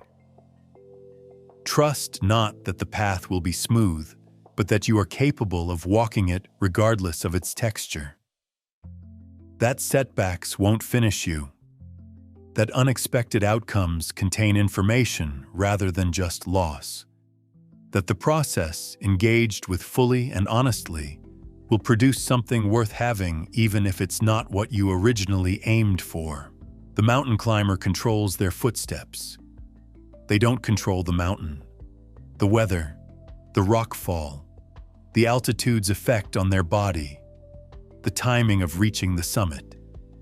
They can prepare for all of these things. Preparation is not control. It is the intelligent management of your own inputs, combined with a genuine acceptance that the mountain will be what it is, and that the climb is worth making anyway. The woman who over-prepared for her presentation went on to have a career defined by her ability to handle the unexpected moments, the questions she hadn't anticipated, the technical failures she navigated without panic, the rooms that didn't cooperate, and the sessions she ran anyway. None of that capability came from the additional hours of preparation. It came from developing, slowly and through repeated experience, a trust in her own responsiveness that control-seeking had always prevented her from accessing. She stopped trying to eliminate uncertainty. She got very good at meeting it. That's the only version of the control problem that actually gets solved. Chapter 11, The Rehearsal. Your brain cannot fully distinguish between something that happened and something you vividly imagined happening. This is either the most useful fact in psychology or the most terrifying, depending entirely on what you've been rehearsing.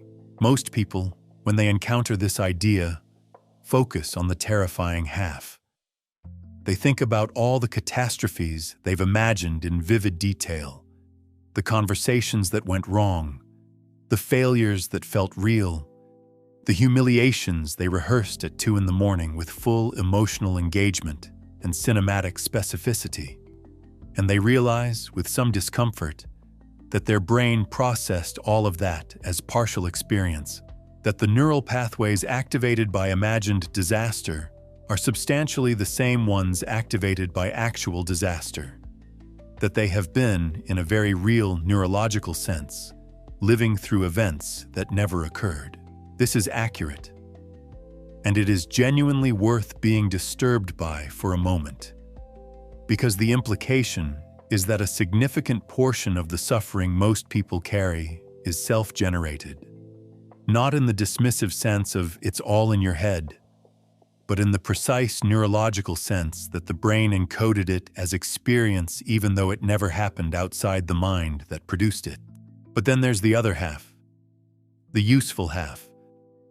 The part that changes everything once you actually understand it and decide to use it deliberately rather than accidentally. Here's the scene. Two surgeons are preparing for the same complex procedure. The first reviews the technical steps, checks the equipment, coordinates with the team. Standard preparation. Thorough, professional, appropriate. The second does all of that, and then, the night before, sits quietly for 20 minutes and walks through the entire procedure in his mind. Not abstractly, specifically.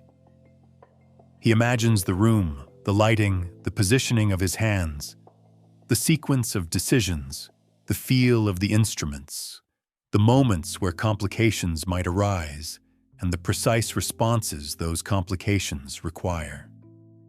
He imagines performing well. He imagines the procedure going right, in full sensory detail, with genuine emotional engagement. He feels the steadiness he wants to have.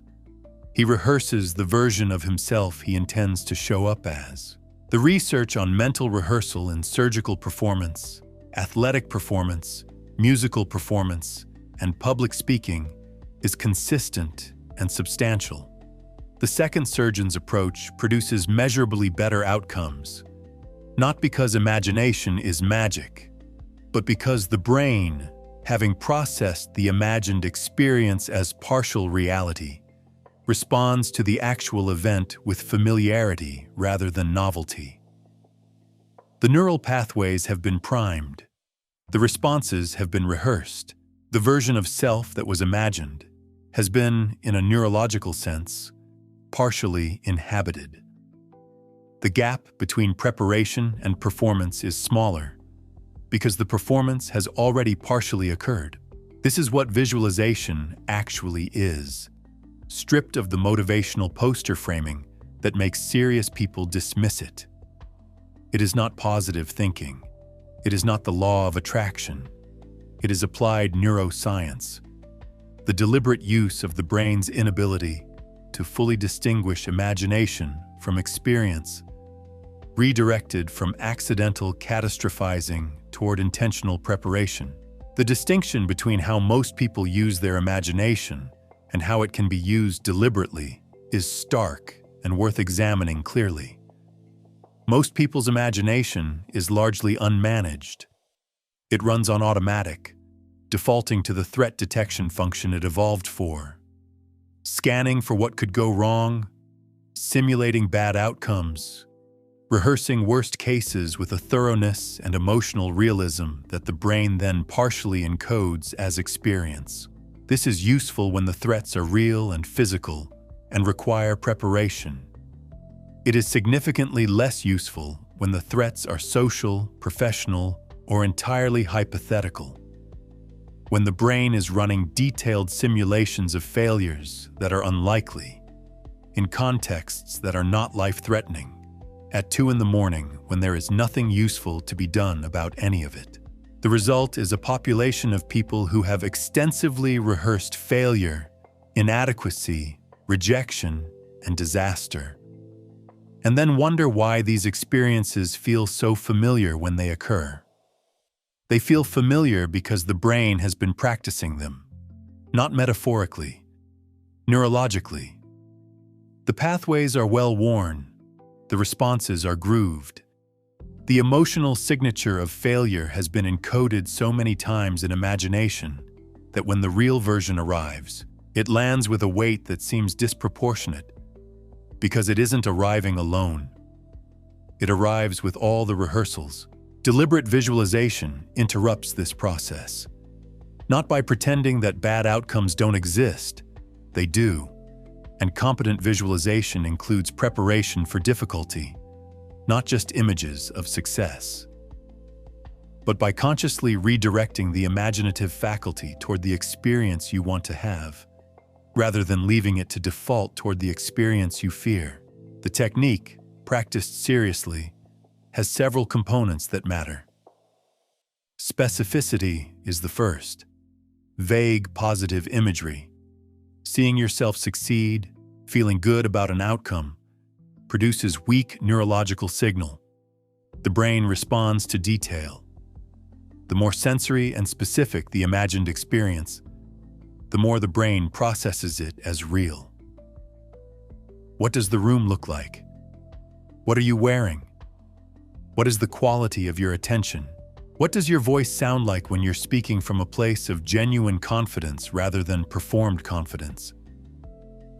What do your hands feel like when they're steady? The specificity is not decoration. It is the mechanism. Emotional engagement is the second component, and it is the one most people skip. It is not enough to picture the scene. You have to feel it. The calm, the capability, the particular quality of being fully present in a situation that you've prepared for and are genuinely equipped to handle. This emotional engagement is what activates the neural pathways most strongly, what makes the imagined experience register as partial reality rather than as acknowledged fiction. Without the emotion, visualization is just daydreaming. With it, it becomes preparation. Process focus is the third component, and it is where visualization diverges most sharply from wishful thinking. Wishful thinking imagines outcomes, the successful result, the positive reception, the moment of achievement. Useful visualization imagines process, the specific actions, decisions, responses, and qualities of attention that produce the outcome. This distinction matters enormously. Imagining success gives you nothing to rehearse. Imagining the specific behavior that produces success gives you something your brain can actually practice. I went through a period where I was regularly required to do something I found genuinely uncomfortable. A specific kind of high-stakes conversation that I consistently handled worse than I wanted to. I tried preparing through analysis, reviewing what went wrong, identifying the errors, committing to different behavior. This helped marginally. What helped significantly more was spending 10 minutes before each conversation imagining it going well. Not the outcome of it, but the quality of my presence during it. The steadiness, the listening, the particular kind of unhurried attention that the situation required and that I consistently abandoned the moment pressure arrived. Imagining that quality, specifically, with genuine emotional engagement, changed what I brought into the room. Not perfectly, but measurably, the application of this principle extends well beyond performance preparation. It applies to identity construction, to who you are becoming, not just what you are doing. The person you imagine yourself being, with enough specificity and emotional engagement and repetition, begins to shape the person you actually are. Not because imagination creates reality by some mystical mechanism, but because the brain is continuously using its model of self to guide behavior, and that model is updated by experience, including imagined experience, which the brain partially processes as real. This means that the story you tell yourself about yourself, the running internal narrative about your capabilities, your tendencies, your characteristic responses to difficulty, is not a neutral description. It is an active ingredient in producing the behavior it describes. The person who habitually imagines themselves as someone who freezes under pressure is rehearsing freezing. The person who imagines themselves as someone who finds clarity under pressure is rehearsing clarity. Both are making predictions. Both predictions influence their own fulfillment. This is not to say that imagination overrides skill or that you can visualize your way to competence you haven't built. You cannot. The surgeon who imagines performing well but hasn't developed the technical foundation produces dangerous confidence, not good outcomes. Visualization amplifies what's there. It doesn't manufacture what isn't. The rehearsal has to be grounded in real preparation, in actual skill development, genuine effort, honest self-assessment. Given that foundation, visualization extends and consolidates what practice has built. Without it, visualization is just an elaborate form of wishful thinking. The fear-based imagination that most people run unconsciously is also a form of rehearsal.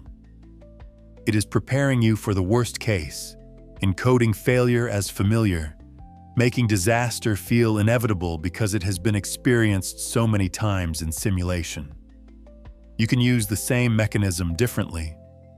You can rehearse capability instead of failure, steadiness instead of panic, recovery instead of collapse.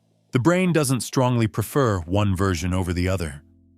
It responds to whichever one gets the most detailed, emotionally engaged, repeated attention.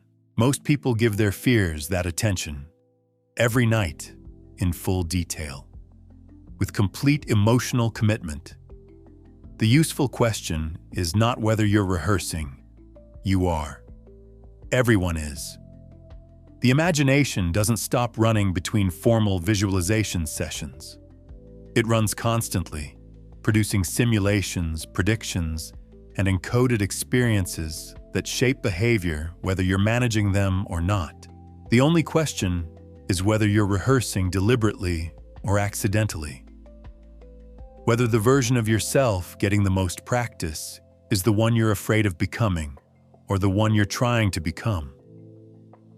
The brain will build whichever one you give it more material to work with. It doesn't have a preference. It just follows the inputs. You are the one choosing the inputs. You've always been choosing the inputs. Most people just didn't realize the choice was happening. Chapter 12: Environment as Argument. The people around you are not just company.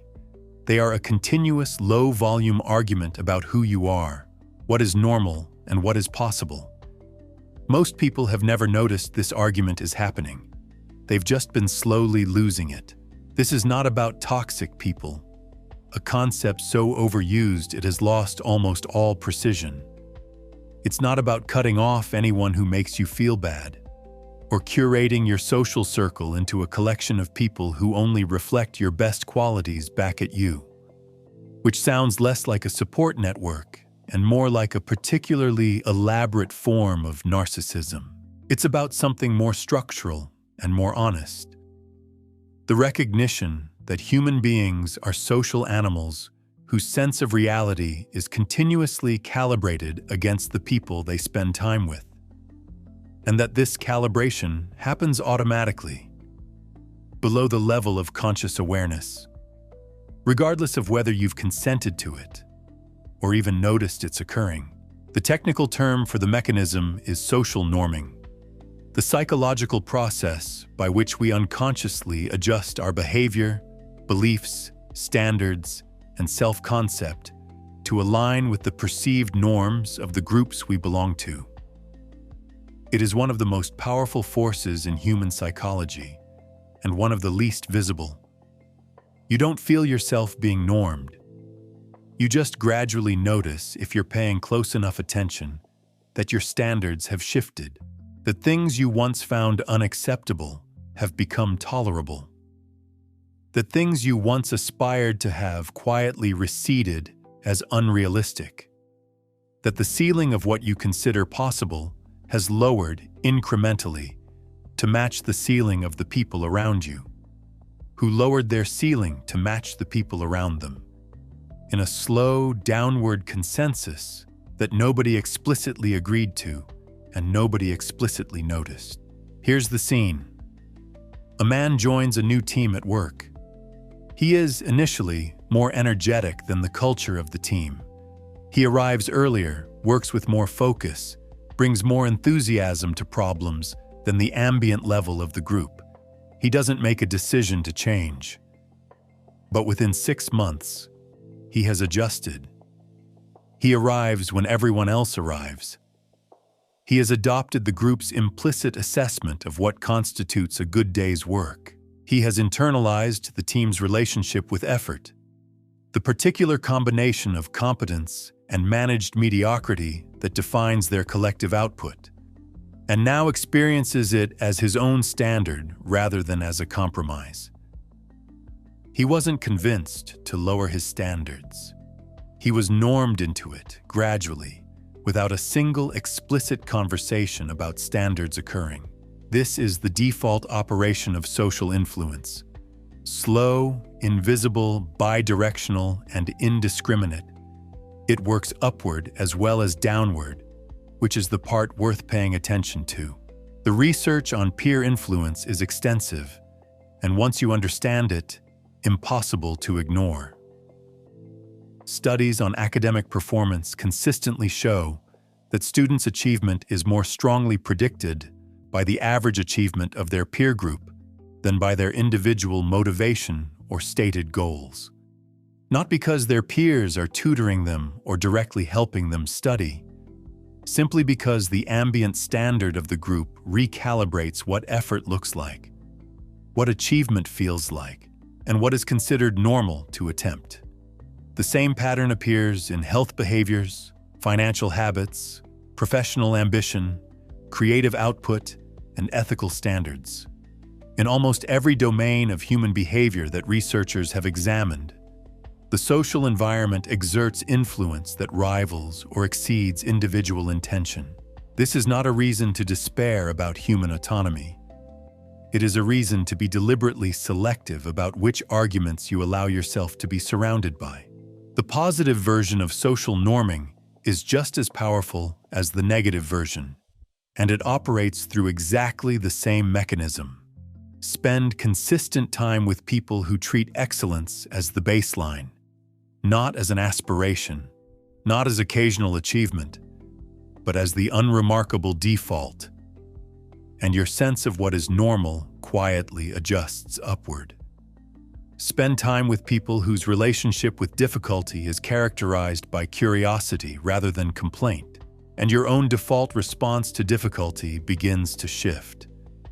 Spend time with people whose standards for their own behavior are high and maintained consistently rather than situationally, and the maintenance of your own standards becomes easier. Not because they're enforcing anything, but because the ambient norm has changed. This is why mentorship works beyond the explicit transfer of knowledge or skills. The mentor's presence recalibrates what the mentee considers possible and normal. The knowledge matters. The recalibration matters more and lasts longer. The physical environment operates through a related but distinct mechanism. Your surroundings are not neutral. They are continuously sending low-level signals about who you are and how you operate, and your behavior adjusts to match those signals in ways that are subtle and consistent. A cluttered, chaotic workspace doesn't just make it harder to find things. It signals disorder and reduces the psychological threshold for disordered behavior. A clean, organized, aesthetically considered space signals care and raises the threshold for its own disruption. This is not superstition. It is the behavioral economics of environmental design, the recognition that context shapes behavior with a reliability that most people, focused on intention and willpower, significantly underestimate. The media environment extends this further.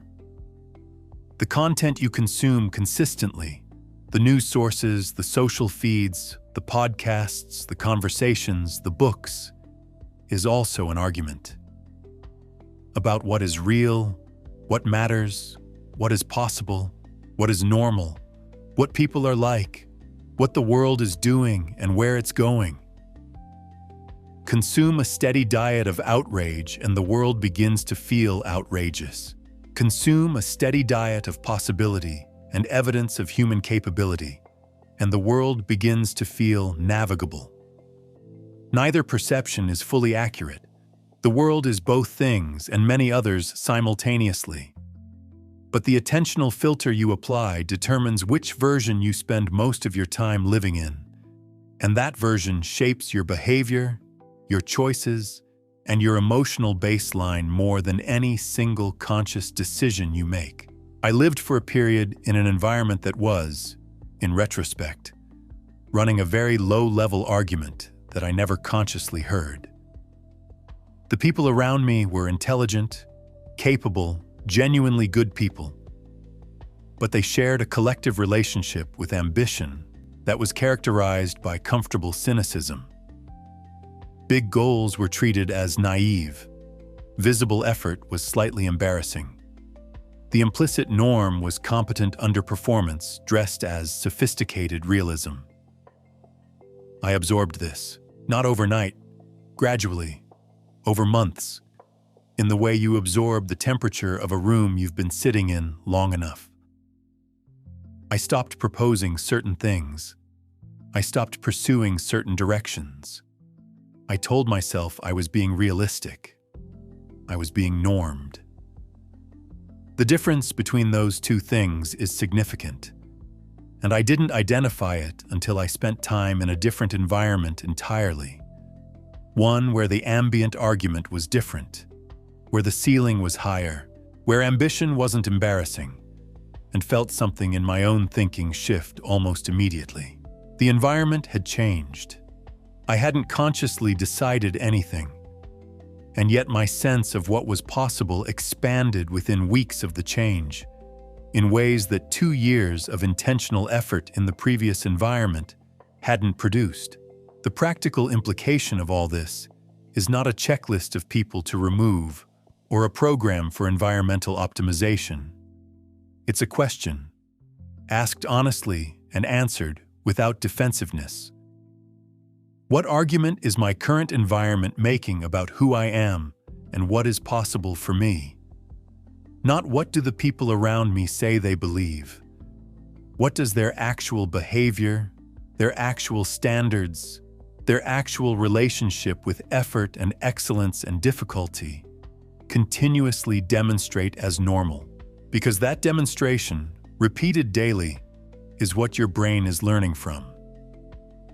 Not the stated values, the demonstrated ones. And then a second question. Is that the argument I want to be surrounded by? If the answer is yes, if the environment, examined honestly, is making an argument that expands rather than contracts, that raises rather than lowers, that challenges rather than accommodates, then the work is to protect it, deliberately. Because good environments are not self-maintaining.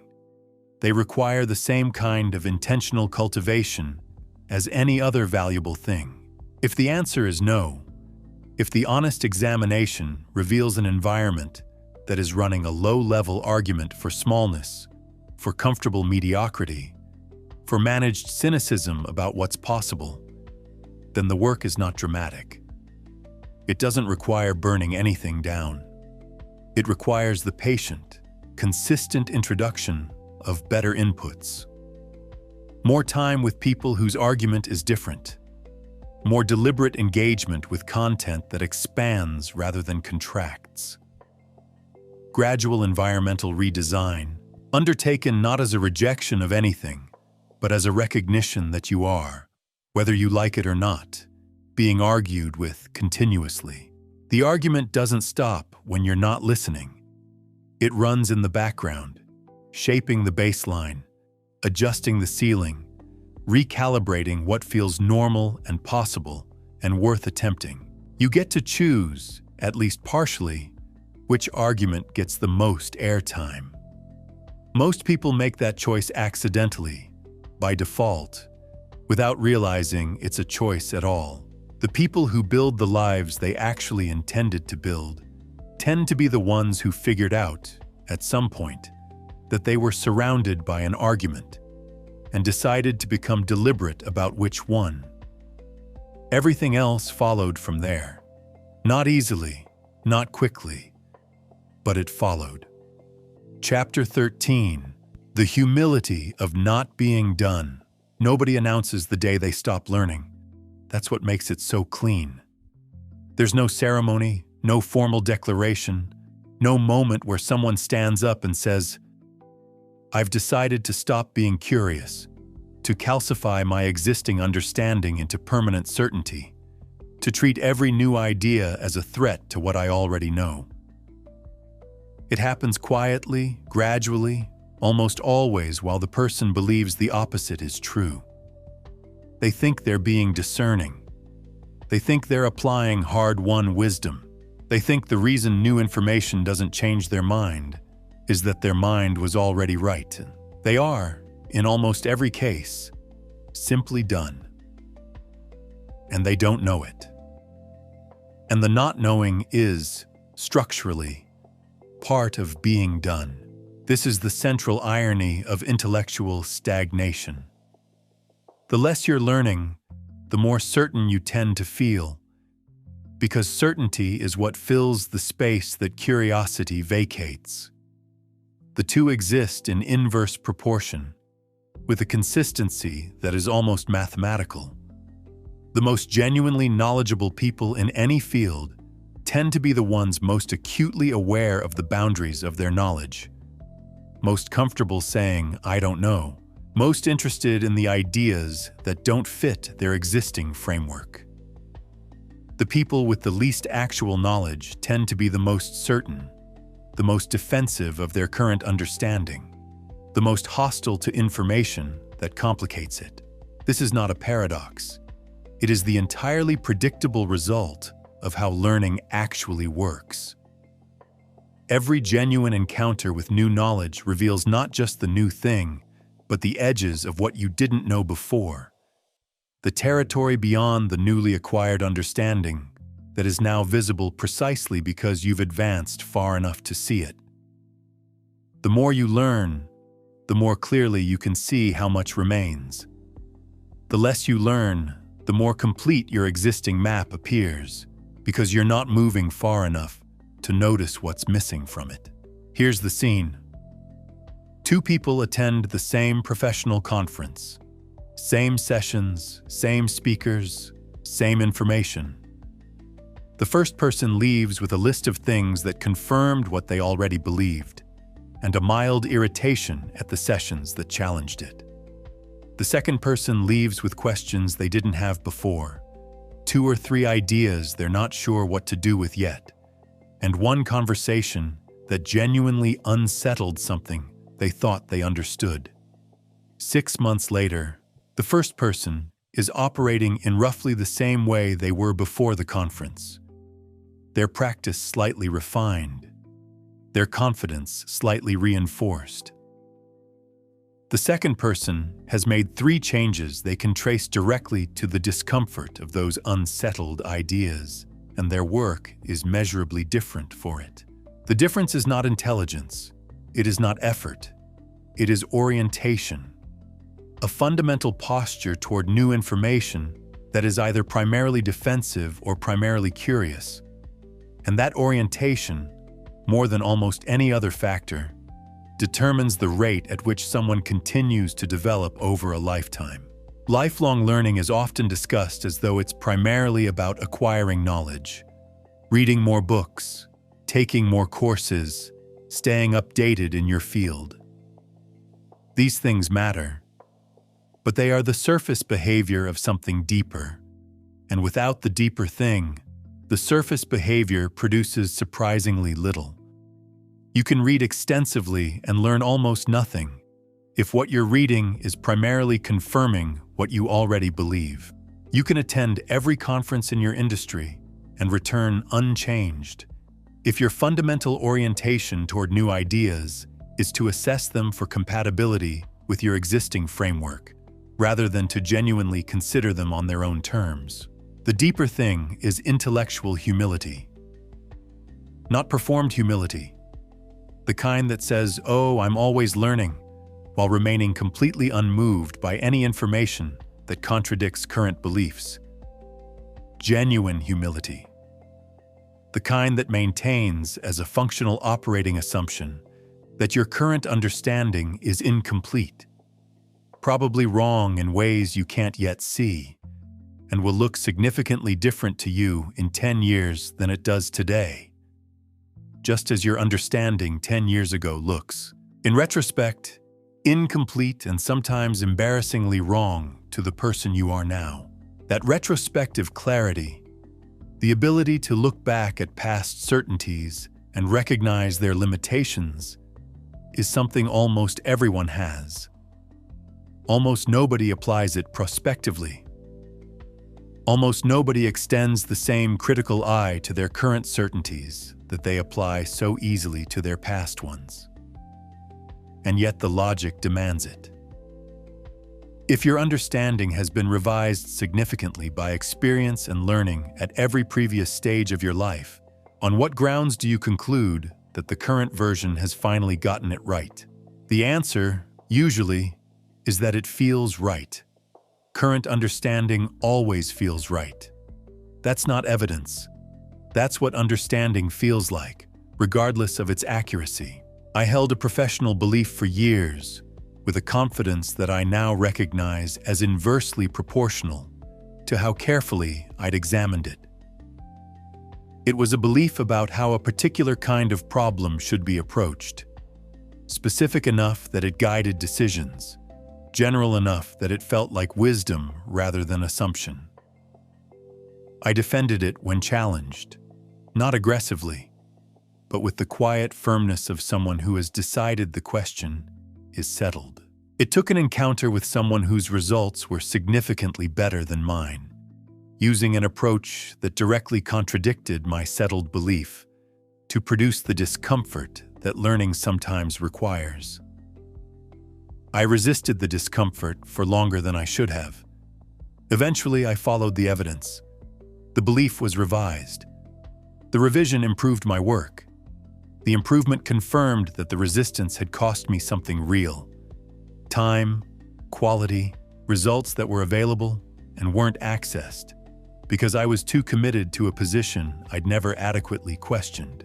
The cost of not learning is almost always invisible in the moment, and only visible in retrospect. This is what makes intellectual stagnation so difficult to interrupt from the inside. The person who has stopped learning doesn't experience a sudden deterioration. They experience a gradual irrelevance that feels, from the inside, like stability. Their existing knowledge continues to function. Their existing frameworks continue to produce results, just slightly worse results than the person who kept updating would produce. The gap widens slowly. The compounding works against them in silence. And they remain, throughout, confident that they are applying wisdom, because confidence and wisdom have become indistinguishable in the absence of new challenges to tell them apart. The practical dimension of lifelong learning requires attention to several specific habits that are easy to talk about and genuinely difficult to maintain. Reading broadly, not just in your field, not just material that confirms your existing interests, but across domains that seem unrelated and occasionally uncomfortable, is the most accessible. The cross-pollination that happens when you bring frameworks from one field into contact with problems in another is one of the most reliable sources of genuine insight available, precisely because the frameworks haven't been domesticated by the field they're being applied to. They arrive with the freshness of the outsider and produce questions that the insider has stopped asking, seeking out people who think differently, not just people who have different opinions on the same questions, but people who are asking different questions entirely, is harder and more valuable. The most significant shifts in understanding tend to come not from better answers to existing questions, but from encounters with frameworks that make your existing questions seem less important or less fundamental than you assumed. These encounters are available primarily through people whose background, training, and experience have produced a genuinely different cognitive architecture. You cannot find them by staying exclusively in environments populated by people like you. Sitting with uncertainty, allowing questions to remain open rather than resolving them prematurely into whatever answer requires the least revision of current belief, is perhaps the most difficult practice and the most important. The tolerance for unresolved questions is a direct measure of intellectual honesty, because most questions, properly examined, are more uncertain than the answers we carry feel. The discomfort of not knowing is real, and the relief of a settled answer is immediate, which is why people resolve questions prematurely at a rate that is difficult to overstate. The person who can hold a question open, who can say "I don't know yet" and mean it as a commitment to continued inquiry rather than a temporary condition to be remedied as quickly as possible, is the person whose eventual answer will be worth something. There is also the practice of actively seeking disconfirmation, looking for evidence that your current beliefs are wrong, rather than evidence that they're right. This runs so counter to natural cognitive tendency that it feels almost perverse when first attempted. The brain's confirmation bias is real and robust.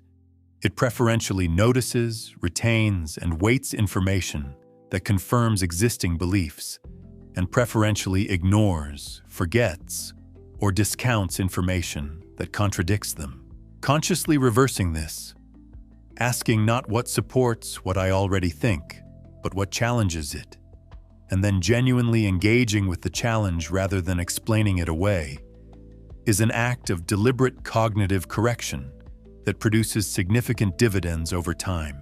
The people who keep growing throughout a lifetime, who are genuinely more capable, more nuanced, more interesting at 60 than they were at 40, in ways that go beyond mere accumulation of experience, are not doing something extraordinary. They're doing something ordinary, consistently. They're staying curious when certainty is more comfortable. They're following evidence when it leads somewhere inconvenient. They're treating each revision of their understanding not as a failure of the previous version, but as evidence that the process is working. They're remaining, deliberately, not done. This is less glamorous than it sounds. It means being wrong more visibly than people who never update. It means changing your position when the evidence demands it, which looks, to certain observers, like inconsistency. It means maintaining a relationship with your own ignorance that requires real psychological comfort with discomfort, because genuine learning is not always pleasant, and the ideas most worth engaging with are often the ones that arrive most uncomfortably. But it produces something that certainty never can. A mind that keeps moving, that keeps finding the world genuinely interesting, that keeps encountering ideas with the quality of attention they deserve, rather than the defensive assessment they're given by someone who has already decided what they think. The most dangerous thing about stopping is that it feels like arriving. It feels like finally knowing enough. Like the work of understanding is substantially complete, and what remains is application. It feels like wisdom. It is the opposite of wisdom, wearing wisdom's clothes, in the particular way that all sophisticated failures of understanding do, convincingly, comfortably, and right up until the moment something arrives that the closed mind cannot process, and the open one already saw coming. Stay curious, not as a personality trait to perform, as a survival strategy to practice. The world will keep changing whether your understanding of it does or not. The only question is whether you'll be someone who notices. You were never the sum of what happened to you. You were always the sum of how much of it you let stick. Most of what disrupted you was never actually about you. The insult, about the sender. The silence you read as rejection, about the silence. The slow season you experienced as failure, about timing. None of it was a verdict. All of it was information. The entire distance between a life spent reacting and a life spent responding lives in that distinction. Reacting is what happens when you've given the external world the job of determining your internal state. It's fast, automatic, and expensive. Responding is what becomes available when you've reclaimed that job, when the gap between stimulus and response is wide enough to contain a choice. The Teflon quality this book has been circling is not a personality trait. It is not a gift. It is a set of practiced orientations, built slowly, built imperfectly, through missed chances and caught arrows and seasons fought instead of trusted. The building is never clean. The building is the point. There will be a moment soon, ordinary, undramatic, where the arrow arrives. The story will begin constructing itself around whatever just happened, and you will have a choice you have always had, but may not have always recognized as a choice.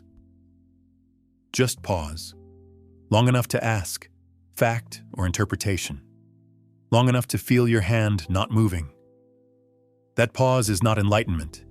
It is not permanent. It is just a pause, but it is yours. It has always been yours. That was enough. It always will be.